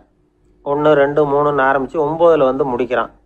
உடனே பெரியவர் நீ தான் அந்த 10வது ஆள் அப்படிங்கிறார். இது உண்மை. நாம தான் அது. நாம தான் நம்மளை வேற எங்கேயோ தேடிட்டு இருக்கிறோம். நாம் எங்கேயோ தேடிட்டு இருக்கிறோமே, அந்த பிரம்மம் நாம தான். இப்படி ஒரு பெரிய உண்மையை விளக்கிறதுக்காக தான் அப்படி ஒரு கதை சொல்லப்பட்டது. நாம தான் நம்மளை வேற எங்கேயோ தேடிட்டு இருக்கிறோம். நாம் எங்கேயோ தேடிட்டு இருக்கிறோமே அந்த பிரம்மம் நாம தான். இப்படி ஒரு பெரிய உண்மையை விளக்கறதுக்காக தான் அப்படி ஒரு கதை சொல்லப்பட்டது. ஆனால் அதை நாம் வேறு விதமாக வேடிக்கையாக உபயோகப்படுத்திக்கிட்டு இருக்கிறோம். எப்படி தெரியுமா? ஒரு ஆத்தங்கரையில் ஒரு 10 பேர் முழிச்சுக்கிட்டே நின்றுக்கிட்டு இருந்தாங்களாம். அந்த பக்கமாக வந்த ஒருத்தன், ஏன் இப்படி முழிச்சுக்கிட்டு நிற்கிறீங்கன்னு கேட்டிருக்கிறான். எங்களுக்கு நீச்சல் தெரியாது, நாங்கள்லாம் அடுத்த கரைக்கு போய் சேரணும் அப்படின்னு நாங்களாம். சரி, நாங்கள் விட்டுட்டு போய் விடுறேன். எல்லாரும் அக்கறைக்கு போய் சேர்ந்த உடனே ஆளுக்கு ₹1 வீதமாக மொத்தம் ₹10 எனக்கு கொடுக்கணும் அப்படின்ட்டுருக்கான் இவன். சரின்னு ஒத்துக்கிட்டாங்க. இவன் ஒவ்வொருத்தராக கையை பிடிச்சி மெதுவாக ஆற்றுல இறக்கி அழைச்சிட்டு போயிட்டான். 9 பேரை கரை சேர்த்துட்டான். 10ஆவது ஆள் பாதி ஆற்றுல போயிட்டு இருக்கிறப்போ திடீர்னு வெள்ளம் வந்துட்டுது. புடி நழுவி போச்சு. கையை விட்டுட்டான். வெள்ளம் அடிச்சிட்டு போட்டுது. அழைச்சிட்டு வந்தவன் நீச்சல் அடித்து தடுமாறி கரைக்கு வந்து சேர்ந்துட்டான். கரையில் இருந்தவங்களுக்கு இந்த விஷயம் தெரியாது. இருந்தாலும் இவன் உடம்பு பூரா நனைஞ்சி கொஞ்சம் அதிகமாக மூச்சு வாங்க நின்றுக்கிட்டு இருந்தானா, ஏன் இப்படி மூச்சு வாங்குது, என்ன விஷயம் அப்படின்னு கேட்டாங்களாம். அதுக்கு இவன் கொஞ்சமாக அலட்டிக்காமல் சொன்னானா, வேற ஒன்றும் இல்லை, நீங்கள் கொடுக்க வேண்டிய ₹10 ₹1 குறைஞ்சி போச்சு, அவ்வளவுதான் அப்படின்னானா. சில பேர் உங்கள் கடைக்கு வரும்பொழுது அவங்க வீட்டு குழந்தைகளையும் கூப்பிட்டுக்கிட்டு வர்றாங்கன்னு வைங்க. நீங்கள் என்ன செய்யணும்னா, அந்த குழந்தைகளை முதல்ல கவனிக்கணும். அது கன்னத்தை கிள்ளணும், அதுக்கிட்ட விளையாடணும், அதுக்கு ஏதாவது மிட்டாய் பிஸ்கட் எதையாவது கொடுத்து அது கவனத்தை கவரணும். அதுக்கப்புறம் பெரியவங்களை கவனிக்கலாம். என்னுடைய நண்பர் ஒருத்தர் வந்தார். சார், உங்கள் யோசனையை கேட்டதுனால நான் ஒரு அறை வாங்கினது தான் மிச்சம்னார். என்ன ஆச்சுன்னு கேட்டேன். எங்கள் கடைக்கு ஒரு பெரிய அம்மா குழந்தைய தூக்கிட்டு வந்தாங்க சார். உங்கள் யோசனைப்படி அந்த குழந்தையோட கன்னத்தை கிள்ளணும்னு முயற்சி பண்ணினேன். திடீர்னு அந்த நேரம் பார்த்து அந்த குழந்தை தலையை குனிஞ்சிக்கிட்டுது. என் கை குழந்தையோட கன்னத்துக்கு பதிலாக அது தூக்கிட்டு வந்தவங்க கன்னத்தை கிள்ளிவிட்டுது. அதுதான் அப்படி ஆயிட்டுது அப்படின்னார் கன்னத்தை தடவிக்கிட்டே. எனக்கு ஒரு உதவி செய்யணும் அப்படின்னு நம்மளை பார்த்து ஒருத்தர் கேட்குறாருன்னு வச்சுங்களேன். உடனே நாம் அவரை பார்த்து என்ன உதவின்னு கேட்போம். இதுதான் சராசரி மனிதர்களின் இயல்பு. ஆனால் ஒருத்தர் எனக்கு ஒரு உதவி செய்யணும் அப்படின்னு கேட்ட உடனே என்ன உதவின்னு கூட கேட்காம சரி செய்கிறேன் அப்படின்னு ஒத்துக்கிறது இருக்கு பாருங்க, அது கொஞ்சம் அபூர்வம். அந்த காலத்தில் ஒருத்தர் இருந்தார். அவர் எப்படி தெரியுமா? உதவி கேட்குறவங்க நல்லவங்களா கெட்டவங்களா அப்படின்னு கூட பார்க்கல, தனக்கு நன்மையா தீமையா அப்படின்னு கூட பார்க்கல, உதவி செய்கிறேன்னு புறப்பட்டுட்டார். அவர் யார் தெரியுமா? அவர் தான் நல சக்கரவர்த்தி.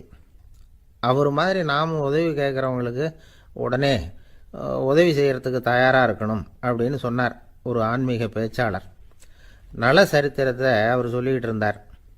இந்திரன், அக்னி, வருணன், யமன் இவங்க 4 பேரும் நலனை பார்த்து, எங்களுக்கு நீ உதவி செய்யணும், எங்களுக்காக நீ தூது போகணும் அப்படின்னு கேட்குறாங்க. யாருக்கிட்ட தூது போகணும், என்ன காரியத்துக்காக போகணும் அப்படின்னு கேட்கணும்ல. நலன் அப்படி கேட்கவே இல்லை.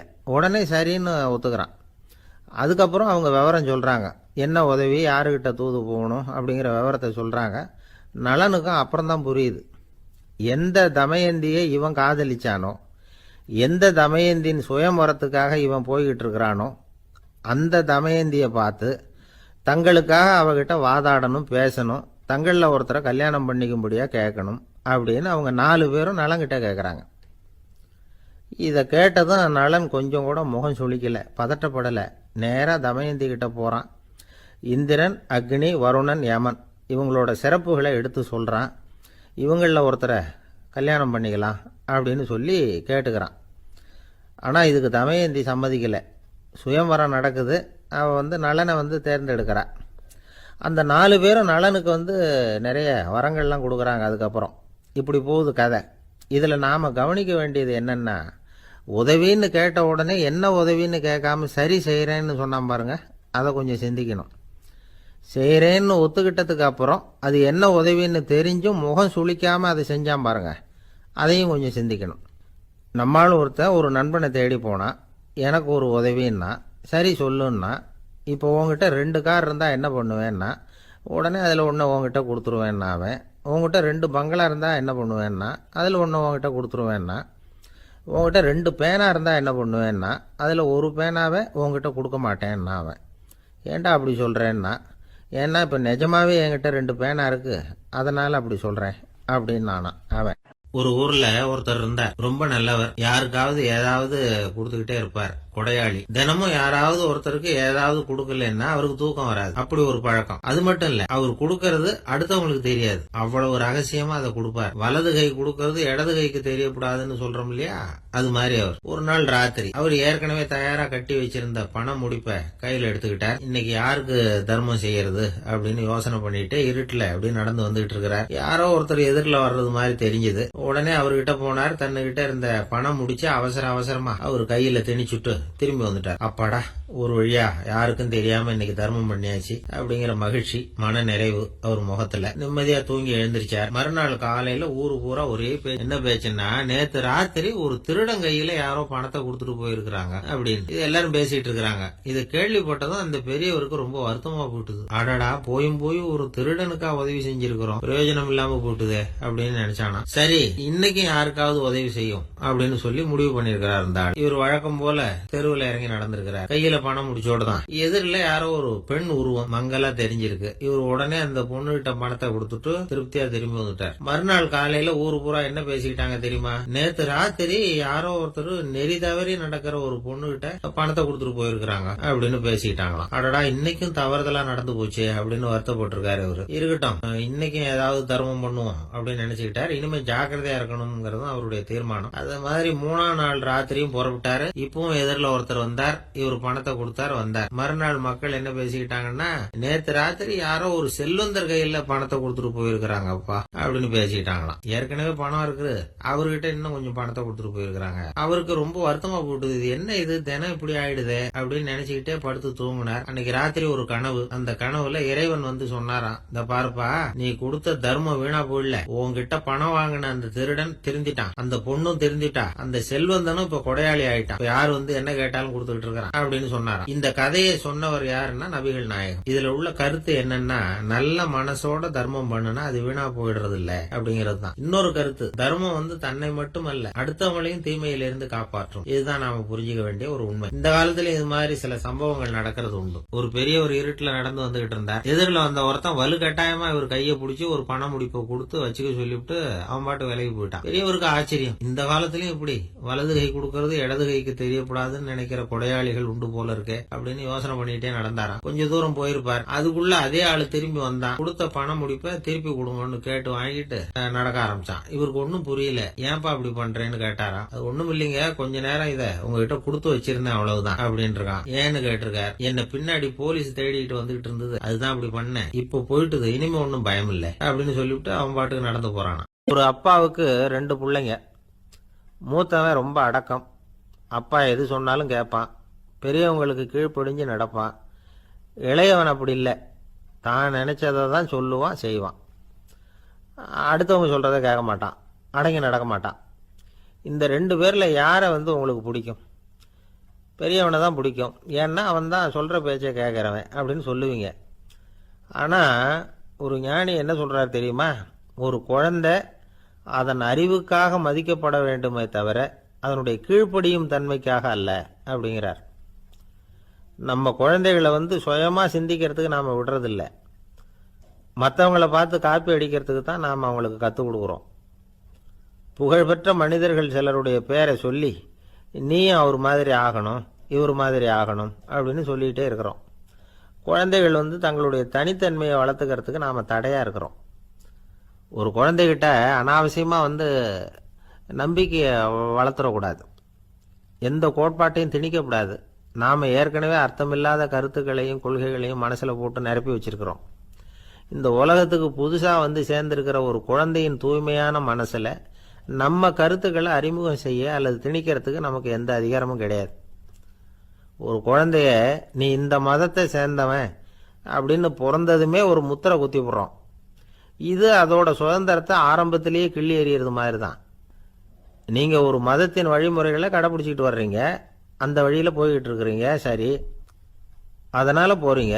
அதுக்காக உங்கள் குழந்தையையும் அதே வழியில் தான் வரணும் அப்படின்னு கட்டாயப்படுத்துறதுக்கு உங்களுக்கு என்ன உரிமை இருக்குது?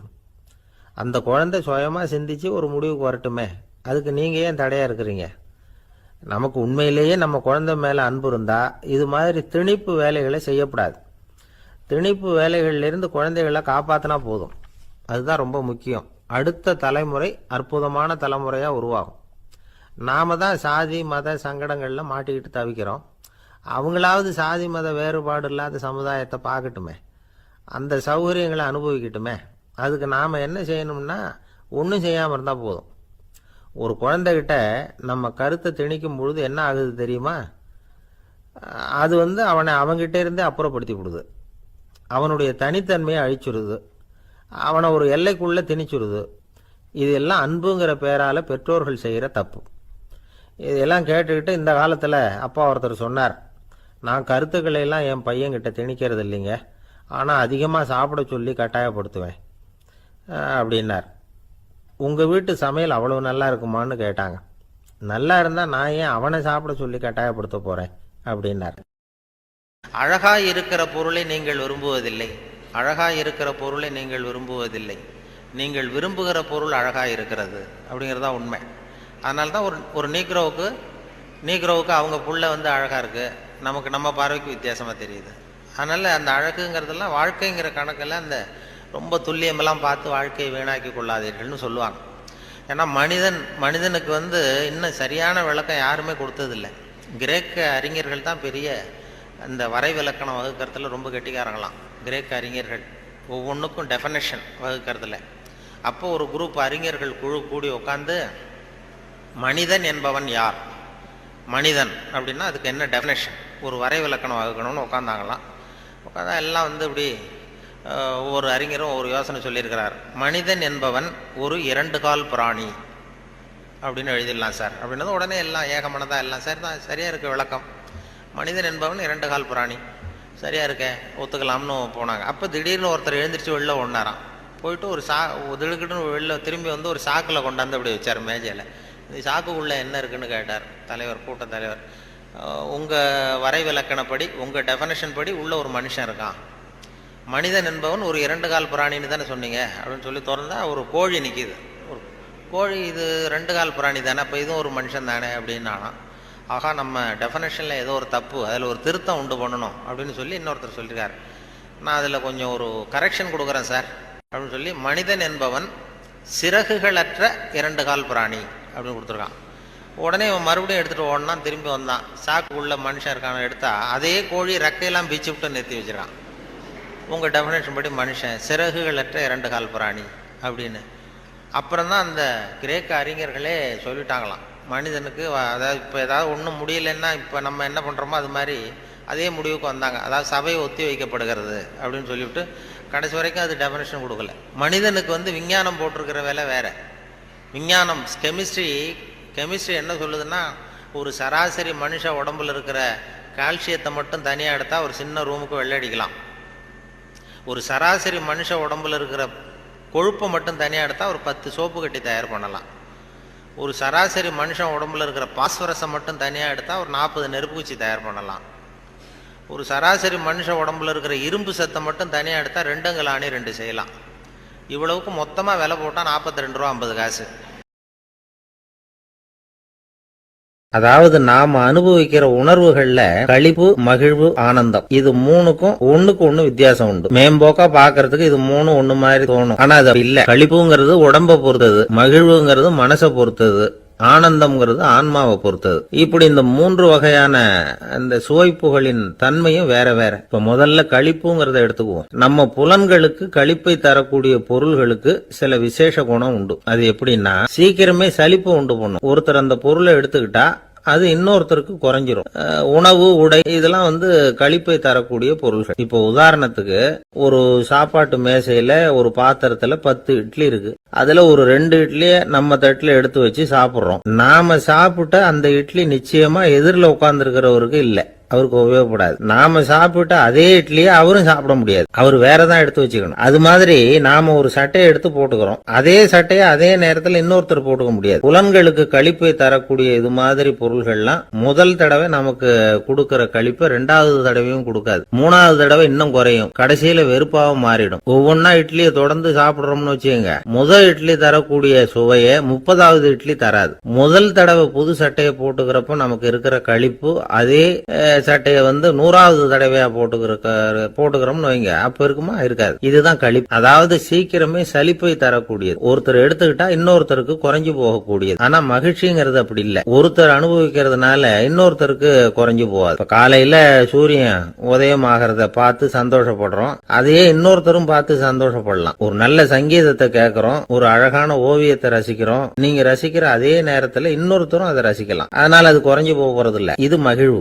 ஆனா ஒண்ணு, ஒரே பாடலை வந்து திரும்ப திரும்ப கேட்டுக்கிட்டு இருந்தா கடைசியில அலுப்பு தரும். அதாவது மகிழ்வுங்கிறது எப்படின்னா, மத்தவங்களோட பகிர்ந்து கொள்றதுனால குறையாது. ஆனா ஒரே பொருள் மீண்டும் மீண்டும் வந்து அனுபவிப்ப தர்றப்போ முதல்ல மகிழ்வு அதிகரிச்சு அதுக்கப்புறம் அது மங்கி மறைஞ்சு போடும். இதுதான் அந்த மகிழ்வுங்கிறதுக்கு இலக்கணம். சரி, இப்போ மூணாவதா சுகம் தரக்கூடிய ஆனந்தம்ங்கிறது எப்படின்னா, இது நமக்கு உள்ளே இருந்து சுரக்கிறது. மனசு வந்து சலனங்கள்ல இருந்து விடுபடுறப்போ இந்த ஆனந்தம் வந்து நமக்கு கிடைக்கும். இது வந்து நிலையான சுகம், ஆத்ம சுகம். களிப்பிலிருந்து மகிழ்வுக்கும் மகிழ்விலிருந்து ஆனந்தத்துக்கும் செல்றதுதான் மனிதன் நடத்த வேண்டிய முக்கியமான பயணம். இவ்வளவு விஷயத்தையும் கேட்டுட்டு இந்த காலத்து பையன் ஒருத்தன் வந்தான். சார், இப்போ நீங்க ஒரு சாப்பாட்டு மேசையில ஒரு 10 இட்லி வைக்கிறீங்க, என்ன உட்கார வைங்க, எதிரில் இன்னொருத்தனை வந்து உட்கார வைங்க, நான் வந்து மகிழ்வுலாம் தாண்டி நேரடியா ஆனந்தத்துக்கு பயணம் பண்ணி காட்டுறேன் அப்படின்னா. ஒன்னும் புரியல அவன் சொன்னது. அது எப்படி, என்ன பண்ணுவ நீ அப்படின்னு சொல்லி கேட்டோம் ஆச்சரியமா. 2 இட்லி சாப்பிட்டா தானே சார் களிப்பு, நான் 10 இட்லியும் மொத்தமா சாப்பிட்டுருவேன், அடுத்தவனுக்கு எதுவும் கிடைக்காது, அவனுக்கு கிடைக்காதபடி நாமே சாப்பிட்டுறோம்ல, அதுதானே நமக்கு ஆனந்தம் அப்படின்னு அதுக்கு ஒரு விளக்கம் சொல்றான். மகாபாரதத்துல சந்தனுன்னு சொல்லி ஒரு அரசன் வர்றான். அவன் ஒரு சமயம் அறிவு வசப்படாம உணர்ச்சி வசப்படுறான். அதாவது ஒரு நாள் கங்கை கரையில ஒரு அழகான பொண்ணை பார்க்கறான். இவனுடைய மனசு அவகிட்ட போயிடுது. அவளை வந்து கல்யாணம் பண்ணிக்கிறதுக்கு ஆசைப்படுறான். அந்த பொண்ணு சரின்னு சம்மதிக்கிறா. ஆனா ஒரு நிபந்தனை போடுறா. அந்த நிபந்தனைக்கு சம்மதம்னு சொன்னாதான் உன்னை கல்யாணம் பண்ணிக்குவேன்னு சொல்றா. சரி, அவ போட்ட நிபந்தனை என்ன தெரியுமா? இது மாதிரி, நான் உங்க மனசு புண்படுற மாதிரி எந்த காரியம் பண்ணாலும் நீங்க என்ன ஏன்னு கேட்கக்கூடாது, நான் செய்யற காரியத்தை தடுக்கவும் கூடாது. அப்படி நீங்க செஞ்சா அடுத்த கணமே நான் உங்களை பிரிஞ்சு போயிடுவேன். இதுதான் அந்த பொண்ணு போட்ட நிபந்தனை. சந்தன அரசன் இந்த நிபந்தனையை வந்து ஒத்துக்கலாமா? இதை அறிவுபூர்வமா யோசிச்சிருந்தா இதுக்கு கட்டுப்பட்டுக்க மாட்டான். இந்த நிபந்தனைக்கு நான் சம்மதிக்க மாட்டேன்னு தான் சொல்லியிருக்கணும். ஆனா அவன் அந்த நேரத்துல உணர்ச்சி வசத்துல இருந்தான். அதனால நீ என்ன சொன்னாலும் சரின்னு ஒத்துக்கிட்டான். அவளை கல்யாணம் பண்ணிக்கிட்டான். இதனால என்ன ஆச்சு? 7 பச்சை இளம் குழந்தைகளை பிறந்த உடனே அவ கங்கையில தூக்கி எறிஞ்சி கொல்லக்கூடிய கோர காட்சியை இவன் ஒன்று பின்னாடி ஒன்றா பார்க்க வேண்டியதாக போச்சு. கடைசியில் 8வது குழந்தை பிறந்ததுன்னு தான் அவனுடைய அறிவு மேலோங்குது. அந்த கொடிய செயலை தடுத்து நிறுத்துறான். அந்த 8வது குழந்தை தான் பின்னாடி பீஷ்மர் ஆகிறார். ஒரு பக்தி பிரசங்கத்தில் ஒரு பேச்சாளர் இந்த விஷயத்தை சொல்லிவிட்டு இன்னொரு விஷயமும் சொன்னார். அது என்னன்னா, சந்தனு மன்னன் அறிவுக்கும் உணர்ச்சிக்கும் நடுவில் அகப்பட்டு தவிச்சதுனால அவன் வம்சத்தில் வந்த கௌரவர்கள் வந்து உணர்ச்சி வசப்பட்டாங்க, பாண்டவர்கள் வந்து அறிவு வசப்பட்டாங்க அப்படின்னு சொன்னார். மனுஷனுக்கு உணர்ச்சியை விட அறிவு மேலோங்கி இருக்கணுங்கிறது சரிதான். ஆனால் அந்த அறிவை வந்து எப்படி உபயோகப்படுத்துறோங்கிறது முக்கியம். ஒருத்தர் சொன்னார், சார் இன்னைக்கு கோயம்புத்தூர்ல ஒரு கல்யாணம், அதுக்கு நான் போக முடியலேன்னு நினைக்கும் பொழுது மனசுக்கு ரொம்ப வருத்தமா இருக்குது சார் அப்படின்னார். ரொம்ப உணர்ச்சி வசப்பட்டார். அதுக்காக கவலைப்படாதீங்க சார், ஒரு வாழ்த்து தந்தி கொடுத்துருங்களேன் அப்படின்னார் இன்னொருத்தர். அது எப்படி சார் முடியும்னார் அவரு. நான் தானே சார் கல்யாண மாப்பிள்ளை அப்படிங்கிறார் அந்த ஆள். ஒரு கடற்கரை ஓரம், அங்க ஒரு சின்ன கிராமம். அந்த கிராமத்தில் ஒரு சின்ன பள்ளிக்கூடம். கடற்கரை ஓரத்தில் உள்ள ஒரு விடுதியில் ஓய்வுக்காக ஒருத்தர் வந்து தங்கி இருக்கிறார். பள்ளிக்கூடத்தில் ஏதோ விழா நடக்கிறது மாதிரி தெரிஞ்சுது. உடனே அவர் அந்த பக்கமாக வந்தார். இங்கே என்ன நடக்குதுன்னு விசாரித்தார். பள்ளி ஆண்டு விழா நடக்குதுன்னாங்க. உடனே போனார். கண்காட்சி ஒன்று வச்சுருந்தாங்க. உள்ளே போய் பார்த்தார். பள்ளிக்கூடத்தில் படிக்கிற மாணவர்களே சொந்தமாக தயார் பண்ண பொருள்களை காட்சிக்கு வச்சிருக்கிறாங்க. அந்த ஊர் மக்கள்லாம் அதை கூட்டம் கூட்டமாக போய் பார்த்துக்கிட்டு இருக்கிறாங்க. இவரும் ஆர்வமாக அதையெல்லாம் பார்த்துக்கிட்டே போகிறார். ஒரு இடத்துல ஒரு சின்ன ரயில் செஞ்சு வச்சுருந்தாங்க, மாணவர்களே தயார் பண்ணது. மின்சாரத்தால் அது ஓடுறது மாதிரி பண்ணி வச்சுருந்தாங்க. அதில் ஒரு சின்ன பொத்தான் இருக்கும், அதை அமுக்குனா ரயில் ஓடும், சுற்றி சுற்றி வரும். மாணவர்கள் எதிரில் நின்று அதுக்கு விளக்கம் கொடுத்துக்கிட்டு இருக்கிறாங்க. இவர் அதை கவனித்தார். ரயில் ஓடுறத பார்த்தார். அங்கே நின்றுக்கிட்டு இருந்த மாணவர்கள்கிட்ட விளையாட்டாக கேட்டார், ஏன்பா இந்த ரயில் எதனால் ஓடுது அப்படின்னு கேட்டார் இவர். சக்தியினால் ஓடுது அப்படின்னாங்க மாணவர்கள். அது என்ன சக்தின்னு கேட்டார். அதுக்கு பேர் மின்சாரம் அப்படின்னாங்க. சரி, நீங்கள் மின்சாரத்தை பார்த்துருக்குறீங்களா அப்படின்னார். நாங்கள் பார்த்தது இல்லைங்க. ஆனால் இதை செய்யறதுக்கு எங்களுக்கு உதவி பண்ண ஆசிரியர் ஒரு பட்டதாரி, ஒரு கால் அவர் பார்த்துருக்கலாம் அப்படின்னாங்க. அவர் எங்கே இருக்காருன்னு கேட்டார். இதோ அழைச்சிட்டு வர்றோம்னு ஓடினாங்க. அவரை அழைச்சிட்டு வந்தாங்க. அவர்கிட்ட ஒரு பெரியவர் கேட்டார், மின்சாரத்தை நீங்கள் பார்த்துருக்குறீங்களா அப்படின்னு. மின்சாரத்தை பார்க்குறதாவது நான் பார்த்ததே இல்லை. நான் பார்த்தது அது செயல்படுற விதத்தை தான். அது விளக்கை எரிய வைக்குது, ரயிலை ஓட வைக்குது, இது மாதிரி எத்தனையோ எந்திரங்களை செயல்பட வைக்குது. ஆனால் உண்மையிலேயே அது என்னன்னு எனக்கு தெரியாது. ஒருவேளை இந்த பள்ளிக்கூடத்து தலைமை ஆசிரியருக்கு தெரிஞ்சிருக்கலாம், ஏன்னா அவர் ஒரு மேல்நிலை பட்டதாரி அப்படின்னாராம் அவர். சரின்னு போய் தலைமை ஆசிரியரை கூப்பிட்டுக்கிட்டு வந்தாங்க. அவர்கிட்டையும் இதே கேள்வியை கேட்டாராம் அவர். மன்னிக்கணும், இந்த கேள்வியை இதுவரைக்கும் யாரும் என்கிட்ட கேட்டதில்லை. சக்தியை யாரும் பார்க்க முடியாது, ஆனால் அது செயல்படும் விதத்தை தான் பார்க்க முடியும் அப்படின்னாராம் அவர். இப்போ இது வரைக்கும் கேட்டுக்கிட்டு இருந்த பெரியவர் சிரித்தார். சிரிச்சுட்டு சொன்னாராம், சரி அதுக்காக ஒன்றும் கவலைப்படாதீங்க, என்னுடைய பெயர் தாமஸ் ஆல்வா எடிசன் அப்படின்னாராம். இதை கேட்டதும் அங்கே இருந்தவங்களுக்கெல்லாம் அதிர்ச்சி, ஆச்சரியம். என்னது, நீங்கள் தானா எடிசன்? நீங்கள் எவ்வளவு மின்சார கருவிகளை உண்டாக்கி இருக்கிறீங்க, நீங்களா இந்த கேள்வியை கேட்டது அப்படின்னாங்களாம். ஆமாம், நான் தான் கேட்குறேன், ஏன்னா நானே மின்சாரத்தை பார்த்தது கிடையாது அப்படின்னாராம் அவர். அன்புங்கிறது இப்படிப்பட்டது தாங்கிறார் ஓஷோ. அன்புங்கிறது நம்ம உடற்கூறு அமைப்பில் இல்லை, அது நம்ம உடம்பில் உள்ள சுத்த சக்தியின் வெளிப்பாடு. அதை உணரத்தான் முடியுமே தவிர பார்க்க முடியாது. அன்பே உன்னை நான் என் இருதயத்தில் வச்சிருக்கிறேன் அப்படின்னுலாம் சொல்லுவான். இதெல்லாம் சும்மா. இது டாக்டர்கள் சொல்கிற இருதயம் கிடையாது. அது ரத்தத்தை தள்ளுகிற ஒரு கருவி, அவ்வளவுதான். ஞானிகள் சொல்லுகிற இதயம் வேற, அது கண்ணுக்கு புலப்படாத ஒரு சக்தி. என்னுடைய இதயம் ரொம்ப விசாலமானது சார் அப்படின்னார் ஒருத்தர். அப்படிங்களான்னு ரொம்ப மரியாதையா, ஆமாங்க டாக்டர் அப்படி தான் சொல்கிறார், கொஞ்சம் வீங்கி போய் பெருசாக இருக்குதான் அப்படின்னார். நம்ம நிழலையும் நமக்கு சமமாக பார்க்குறோம் பாருங்க, அங்கே தான் சிக்கலே ஆரம்பம். இப்போ நாம் நடந்து போய்கிட்டு இருக்கிறோம், நம்ம நிழல் தரையில் விழுது. யாரோ ஒருத்தர் நம்ம நிழல் மேலே காலை வச்சு நடந்து போகிறார். உடனே அவர்கிட்ட சண்டைக்கா போகிறோம், ஏண்டா என் நிழலை மிதிச்ச அப்படின்னு. நமக்கு தெரியும் அது நிழல் தாங்கிறது. அவர் உங்கள் மேலே நடக்கலை, உங்களுடைய நிழல் மேலே தான் நடக்கிறார். அது மாதிரி உங்கள் தன்முனைப்பின் மேலே யாராவது நடந்தா உங்களை அவமானப்படுத்துறதா நினைக்கிறீங்க. காரணம், நாமளும் நம்ம தன்முனைப்பும் ஒன்றுங்கிற நினைப்பு தான் காரணம், மற்றபடி வேற ஒன்றும் கிடையாது. நம்ம நிழல் மேலே நடக்கிறவர் நம்மளை காயப்படுத்துறது இல்லை. தன்முனைப்பை வேண்டாத ஒன்றாவும் பார்க்க வேண்டியதில்லை. அது இயற்கை. நிழலை உங்க முன்னாடி வைக்க வேணாம், அது உங்க பின்னாடியே இருக்கட்டும். நிழலின் நிழலாகி விடாதீர்கள், நீங்கள் நீங்களாகவே இருங்கள். இதுதான் சான்றோர் சிந்தனை. ஒரு பேருந்துல ஒரே நெரிசல். ஒருத்தர் பக்கத்துல நின்றுகிட்டு இருந்தவர்கிட்ட ரொம்ப பணிவா விசாரிச்சார், ஏன் சார் நீங்க ஏதாவது பெரிய உத்தியோகத்தில் இருக்கிறீங்களா அப்படின்னார். அப்படிலாம் ஒன்றும் இல்லைங்கன்னார் அவரு. அப்படின்னா வேற ஏதாவது அரசியல்ல பெரிய பதவியில் இருக்கிறீங்களா அப்படின்னு கேட்டார். அதுவும் இல்லைங்கன்னார். சரி பணமாவது அதிகமாக வச்சிருக்கீங்களா அப்படின்னு கேட்டார். அப்படிலாம் ஒன்றும் கிடையாது சார்னார் அவரு. அப்புறம் எதுக்குடா என் காலை மிதிச்சுக்கிட்டு இருக்கிற, எடுறா காலை அப்படின்னாராம் இவர். ஒரு ஊர்ல ஒரு ராஜா இருந்தார். அவர் ஒரு பூனை வளர்த்தார். ரொம்ப செல்லமா அவர் அந்த பூனையை வளர்த்தார். அவர் என்ன பண்ணுவார் தெரியுமா, இரவு நேரத்துல அந்த பூனையோட தலையில ஒரு விளக்க வச்சிருவார். அந்த பூனை ரொம்ப ஜாக்கிரதையா அந்த விளக்கு கீழே விழுந்துடாம பாத்துக்கும். தலையை ஆட்டாம ரொம்ப நிதானமா ராஜா பின்னாடி நடந்து போய்கிட்டே இருக்கும். அந்த விளக்கு வெளிச்சத்துல எல்லா வேலைகளையும் செஞ்சிருவார். கையில ஒரு விளக்க தனியா எடுத்துட்டு போக வேண்டிய அவசியமே இல்லை. விளக்க தூக்கிட்டு போற வேலையை அந்த பூனை பார்த்துக்கும். அதனால ராஜாவுக்கு அந்த பூனை மேல ரொம்ப பிரியம். மந்திரிகளை எல்லாம் கூப்பிட்டு அவங்க கிட்ட சொல்லுவார், பாத்தீங்களா இந்த பூனை எவ்வளவு விசுவாசமா நடக்குது, என் பேர்ல எவ்வளவு மரியாதை பாத்தீங்களா அதுக்கு அப்படிம்பார். இதை கேட்டுட்டு அங்கிருந்த அமைச்சர்கள் ஒருத்தர் சொன்னார், மன்னா நீங்க சொல்றது சரிதான், இருந்தாலும் இந்த பூனையோட விசுவாசத்தை நாம கொஞ்சம் சோதிச்சு பார்க்க வேண்டியிருக்கு அப்படின்னாராம். சரி உங்க ஆசையை ஏன் கெடுக்கணும், நல்லா சோதிச்சு பாருங்க அப்படின்னு சொல்லி விட்டார் ராஜா. உடனே அந்த அமைச்சர் என்ன பண்ணார் தெரியுமா, எங்கேயோ புறப்பட்டு போனார். ஒரு 5-6 எலிகளை பிடிச்சிட்டு வந்தார். அரண்மனையில் ராஜா ஏதோ வேலை பார்த்துக்கிட்டு இருக்கிறாரு. பக்கத்துல அந்த பூனை ரொம்ப பணிவா நின்றுகிட்டு இருக்குது. அது தலையில விளக்கு எரிஞ்சுக்கிட்டு இருக்கு. அமைச்சர் தான் பிடிச்சிட்டு வந்த எலிகளை அந்த பூனை பார்வையில படுறது மாதிரி எதிரில் விட்டார். அந்த எலிகள்லாம் அங்கேயும் இங்கேயும் ஓட ஆரம்பிச்சுது. அதை பார்த்தது பூனை, அவ்வளவுதான். தலையில இருக்கிற விளக்க பத்தியும் கவலைப்படல, ராஜாவை பத்தியும் கவலைப்படல. ஒரே பாய்ச்சல பாஞ்சு எலிகளை துரத்த ஆரம்பிச்சுட்டுது. தலையில இருந்த விளக்கு எங்கேயோ போய் விழுந்தது, அணைஞ்சு போச்சு. இருட்டுல ராஜா தடுமாற ஆரம்பிச்சுட்டார். இந்த சமயத்துல அந்த அமைச்சர் மறுபடியும் விளக்க ஏத்தினார், வெளிச்சம் வந்தது. அதுக்கப்புறம் அந்த அமைச்சர் பேசினார். அரசே, பூனையோட விசுவாசத்தை பாத்தீங்களா? எலி அது கண்ணுல படுற வரைக்கும் தான் விசுவாசமா இருந்தது. அது மாதிரி எலிய பார்த்ததும் எல்லாத்தையும் விட்டுட்டு அதை துரத்த ஆரம்பிச்சுட்டு பாத்தீங்களா?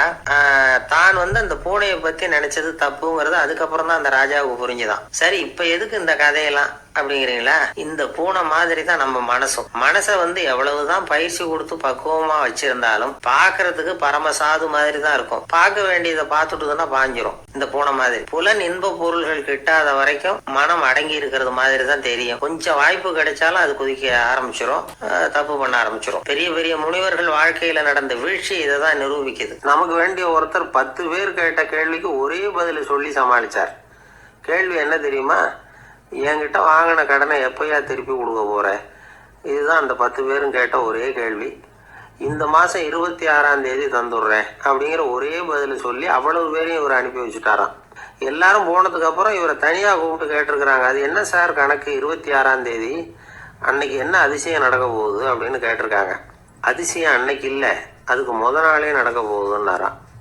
விவரமா சொல்லுங்கன்னு இருக்காங்க. வேற ஒண்ணும் இல்லைங்க, 26ஆம் தேதி தானே எல்லாரையும் வர சொல்லி இருக்கிறேன், அதுக்கு முத நாளே நான் புறப்பட்டு தலைமறைவாயிட போறேன் அப்படின்னாராம் ரொம்ப பெருமையா.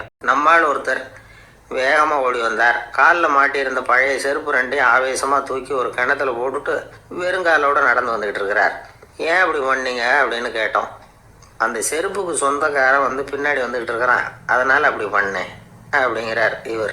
இப்பெல்லாம் நம்ம ஊர்ல மாமியார் மருமகள் ஒருத்தர் நல்லா புரிஞ்சுக்கிட்டு நல்ல விதமா தான் இருக்கிறாங்க பல இடத்துல. அதனால நான் இப்ப சொல்ல போற கதையை கேட்டுட்டு இந்த காலத்துல அவ்வளவு மோசமா யாரு சார் நடந்துக்கிறாங்க அப்படின்னு கேட்டு யாரும் சண்டைக்கு வரக்கூடாது. இன்னொரு உண்மையையும் சொல்லிவிடுறேன். அதாவது இந்த கதைய நமக்கு எழுதி அனுப்பி இருக்கிறதே கொஞ்ச நாள்ல மருமகளாகவும் அதுக்கப்புறம் கொஞ்ச காலத்துல மாமியாராகவும் ஆக போற ஒரு நேயர் தான். சரி, இந்த கதைக்கு வருவோம். அதாவது ஒரு சின்ன குடும்பம், அந்த வீட்டுல மாமியார் ஆட்சி, அவங்க வச்சதுதான் சட்டம். புள்ளையண்டா எப்படின்னா அம்மா சொல்றதையும் கேட்டுக்குவான், மனைவி சொல்றதையும் கேட்டுக்குவான், நமக்கு என்னத்துக்கு வம்புங்கிற டைப். மருமகள் பேர்ல குறை கண்டுபிடிக்கிறதுலயே அந்த மாமியாருக்கு ஒரு சுவாரஸ்யம். சின்ன சின்ன விஷயத்துல எல்லாம் குத்தம் கண்டுபிடிச்சுக்கிட்டே இருக்கிறாங்க. பொதுவா எல்லாரும் எப்படின்னா ஏதாவது ஒரு காரணத்துக்காக சண்டை போட்டுக்கிட்டு இருப்பாங்க. அந்த அம்மா எப்படின்னா ஏதாவது ஒரு சண்டையை போடுறதுக்காக காரணத்தை தேடிட்டு இருப்பாங்க. அப்படி ஒரு மனசு. அந்த மருமக பொண்ணு பாவம் பயந்து பயந்து ஒவ்வொரு காரியமும் செஞ்சுக்கிட்டு வந்தது. இப்படியே பல வருஷம் ஓடி போட்டுது. அந்த மாமியாருக்கும் ரொம்ப வயசாயிட்டுது. இருந்தாலும் அந்த பழைய சுபாவம் மட்டும் மாறவே இல்லை. திடீர்னு ஒரு நாள் பக்கவாதம்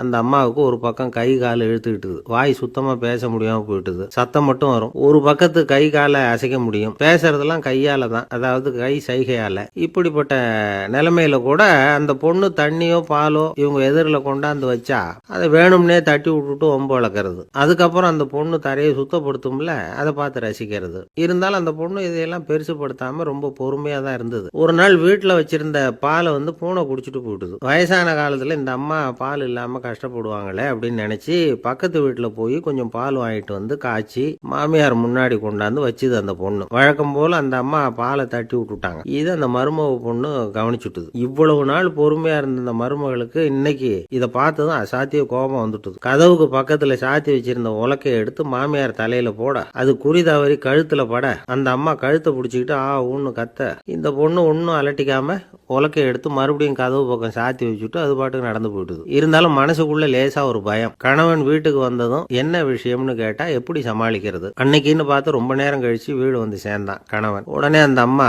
புகார் பண்ண ஆரம்பிச்சுட்டுது.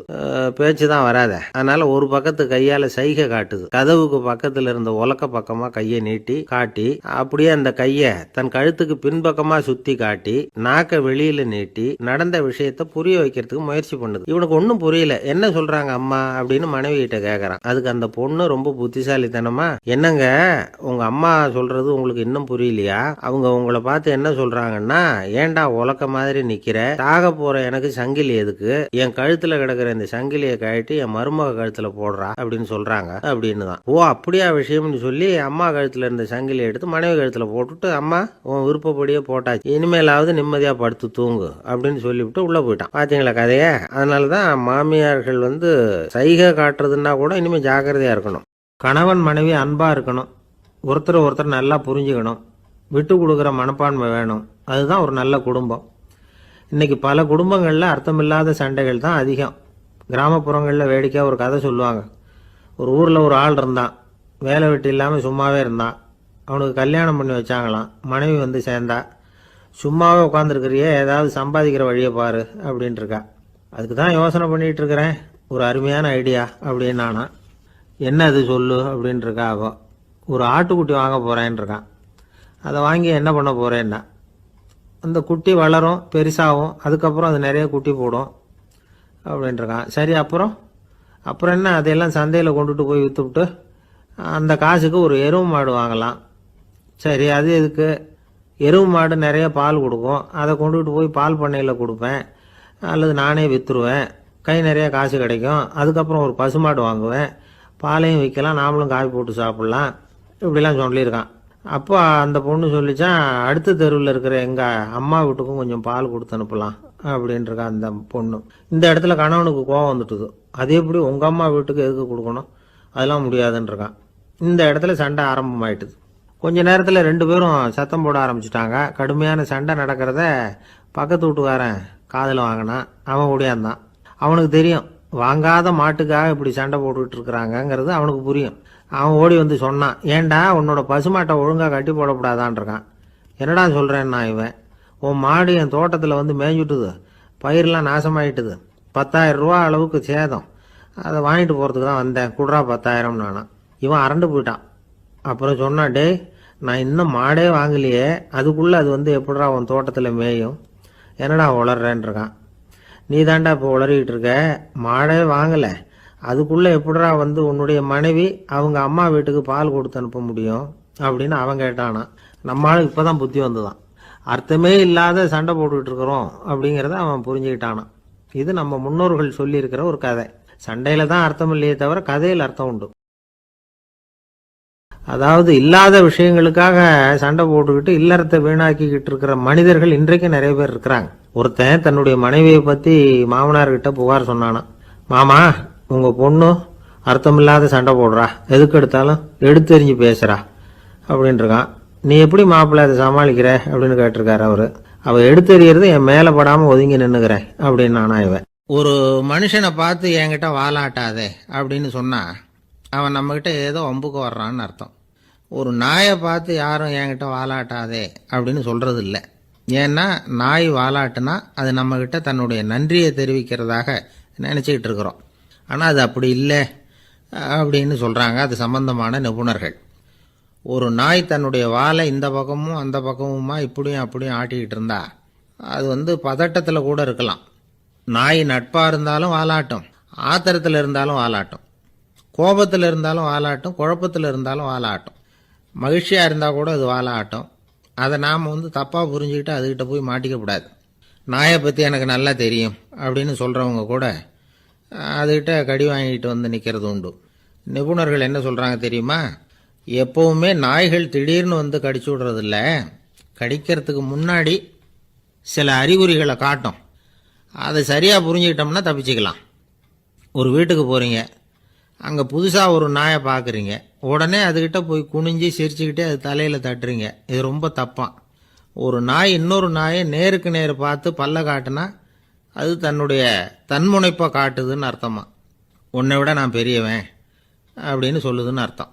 அதனால் நீங்கள் அது மாதிரி கிட்ட போய் சிரிக்கிறோம் அப்படின்னு நினச்சிக்கிட்டு பல்ல காட்டினா உங்களையும் எதிரியாக நினச்சிரும். இன்னொரு விஷயம் என்னென்னா, தலையில் தட்டுனா நாய்க்கு பிடிக்காது. அது வந்து தன்னை அடக்கிறதாகவும் அச்சுறுத்துறதாகவும் நினச்சிக்கிட்டு இருக்கும்.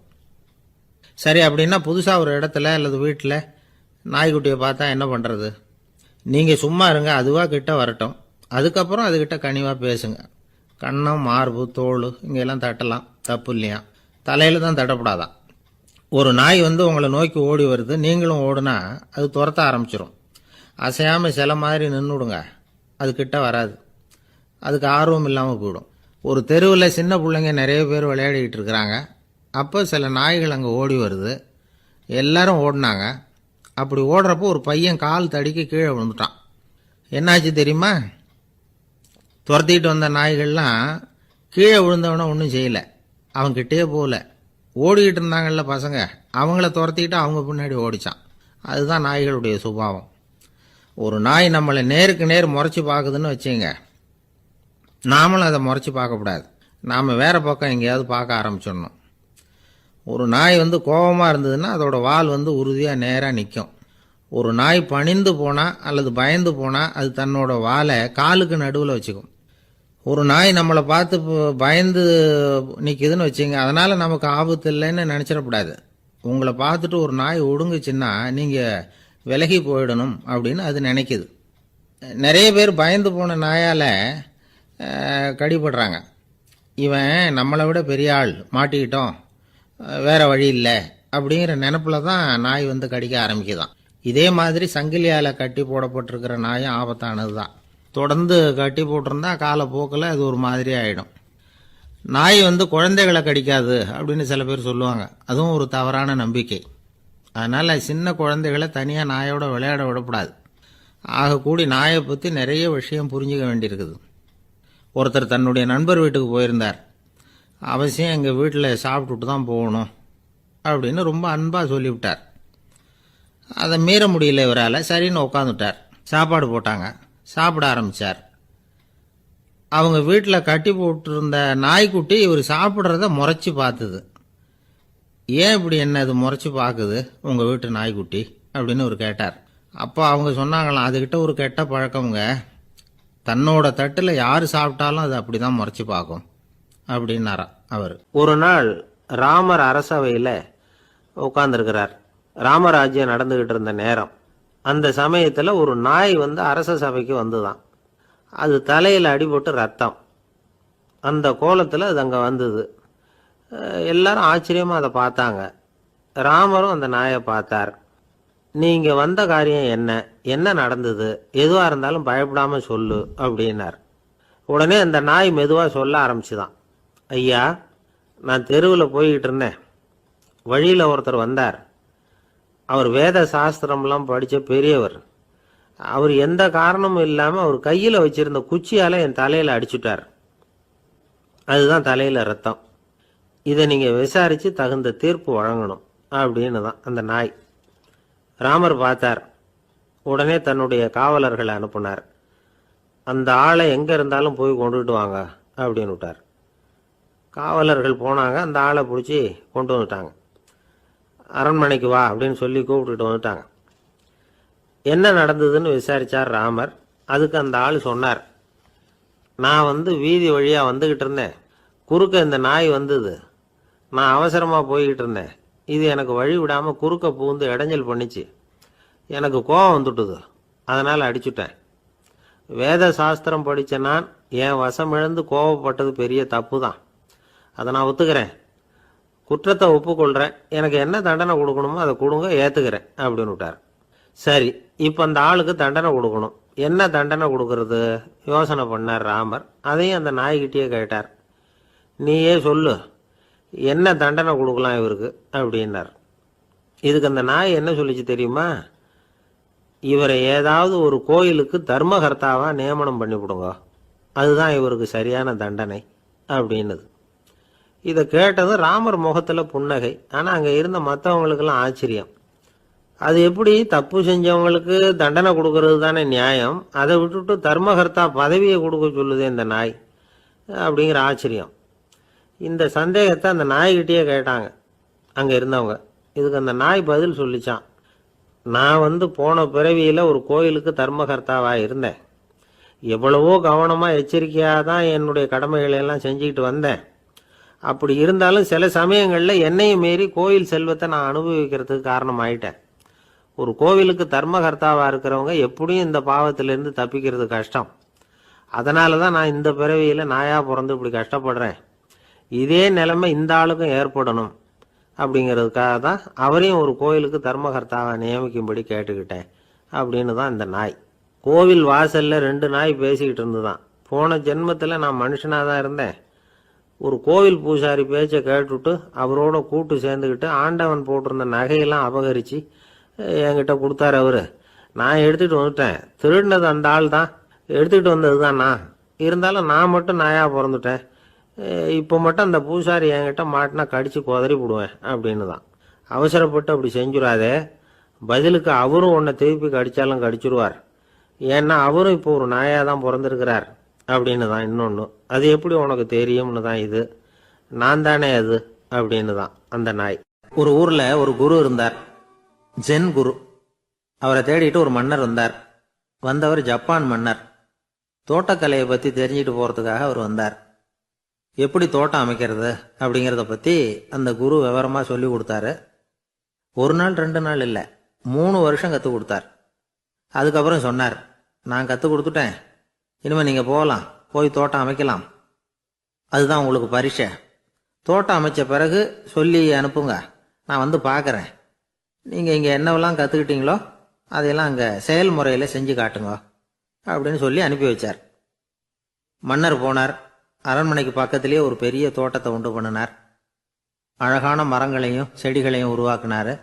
கிட்டத்தட்ட 1000 தோட்டக்காரர்களை பயன்படுத்தி 3 வருஷங்கள் முயற்சி பண்ணி அந்த அழகான தோட்டத்தை உருவாக்கினார்.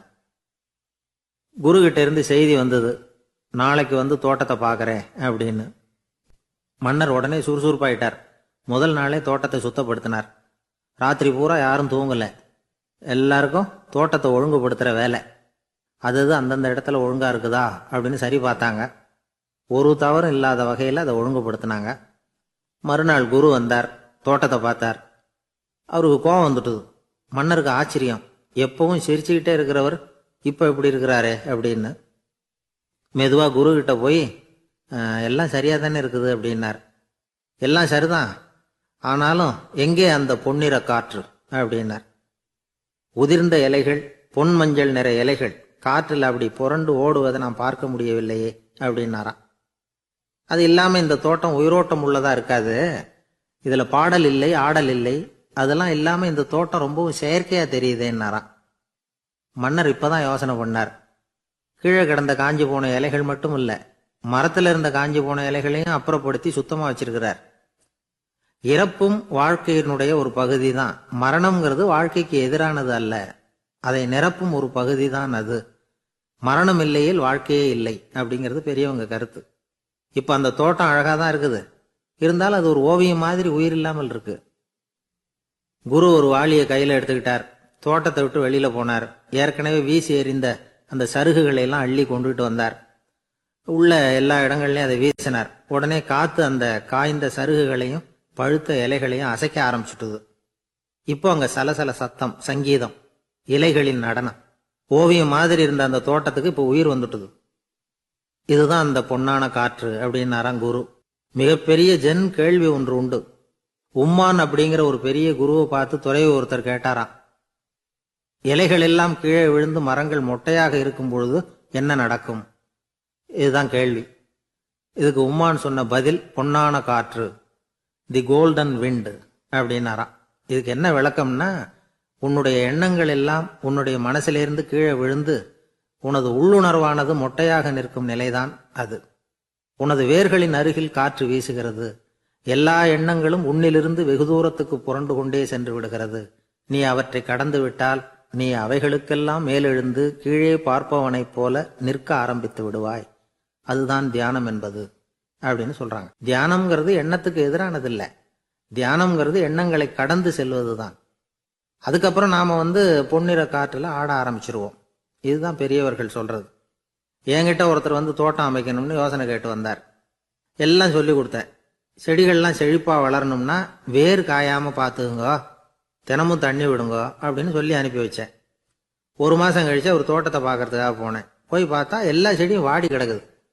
என்னங்க இப்படி பண்ணிவிட்டீங்கன்னு. நீங்க சொன்னபடிதான் செஞ்சேன்னார். என்ன செஞ்சீங்கன்னு கேட்டேன்.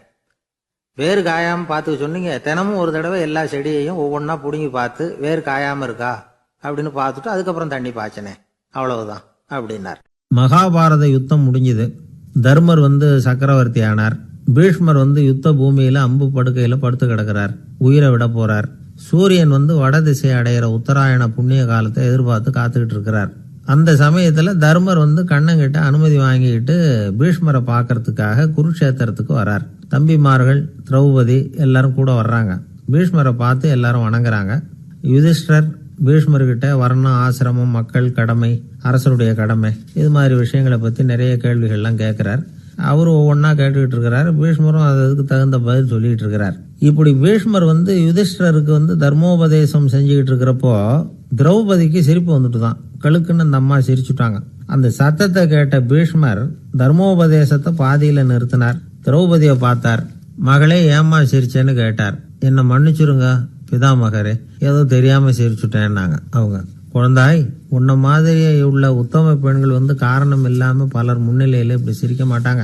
வெக்கப்படாம விஷயத்தை சொல்லுன்னாரு அவர். திரௌபதிக்கு கண் கலங்க ஆரம்பிச்சு. சுவாமி, நீங்க இப்போ இவ்வளவு தர்மோபதேசம் பண்ணிட்டு இருக்கிறீங்க, இதை பாக்குறப்ப எனக்கு திடீர்னு ஒரு சந்தேகம் வந்துட்டுது. அதாவது இன்னைக்கு தர்மத்துக்கு இவ்வளவு சிறந்த விளக்கத்தை கொடுக்கிற இதே பிதாமகர் அன்னைக்கு கௌரவர் சபையில துச்சாதனன் என்ன மானபங்கப்படுத்த முயற்சி பண்ணினப்போ வாய் மூடி மௌனமா பார்த்துக்கிட்டு சும்மா தானே இருந்தார்.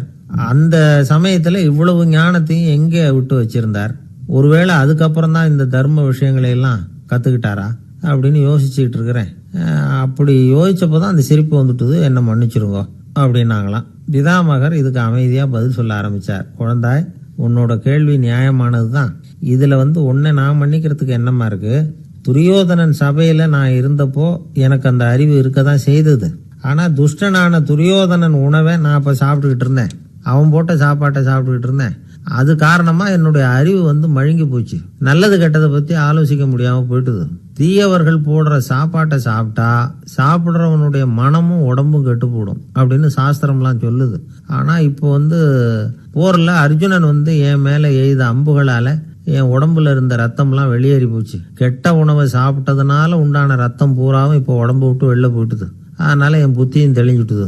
அதனாலதான் இப்போ இந்த அளவுக்கு தர்மத்தின் தத்துவங்களை சரியா எடுத்து சொல்ல முடிஞ்சது அப்படின்னாராம் பீஷ்மர். இதுல இருந்து நாம தெரிஞ்சுக்க வேண்டியது என்னன்னா, யாரு சாப்பிட கூப்பிட்டாலும் உடனே முண்டி அடிச்சுக்கிட்டு கிளம்பி போய் முதல் பந்தியில உட்காந்துடக்கூடாது.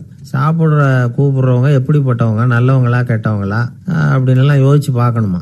கெட்ட எண்ணத்தோட போடப்படுகிற சாப்பாடு புத்தியை மழுங்கடிச்சிரும் அப்படிங்கிறது ஒரு பெரிய இந்த காலத்துல பெரியவங்க சொல்ற ஒரு உண்மை. இன்று ஒரு தகவல். நகைச்சுவை கதைகளை கேட்டு ரசித்தமைக்கு நன்றி.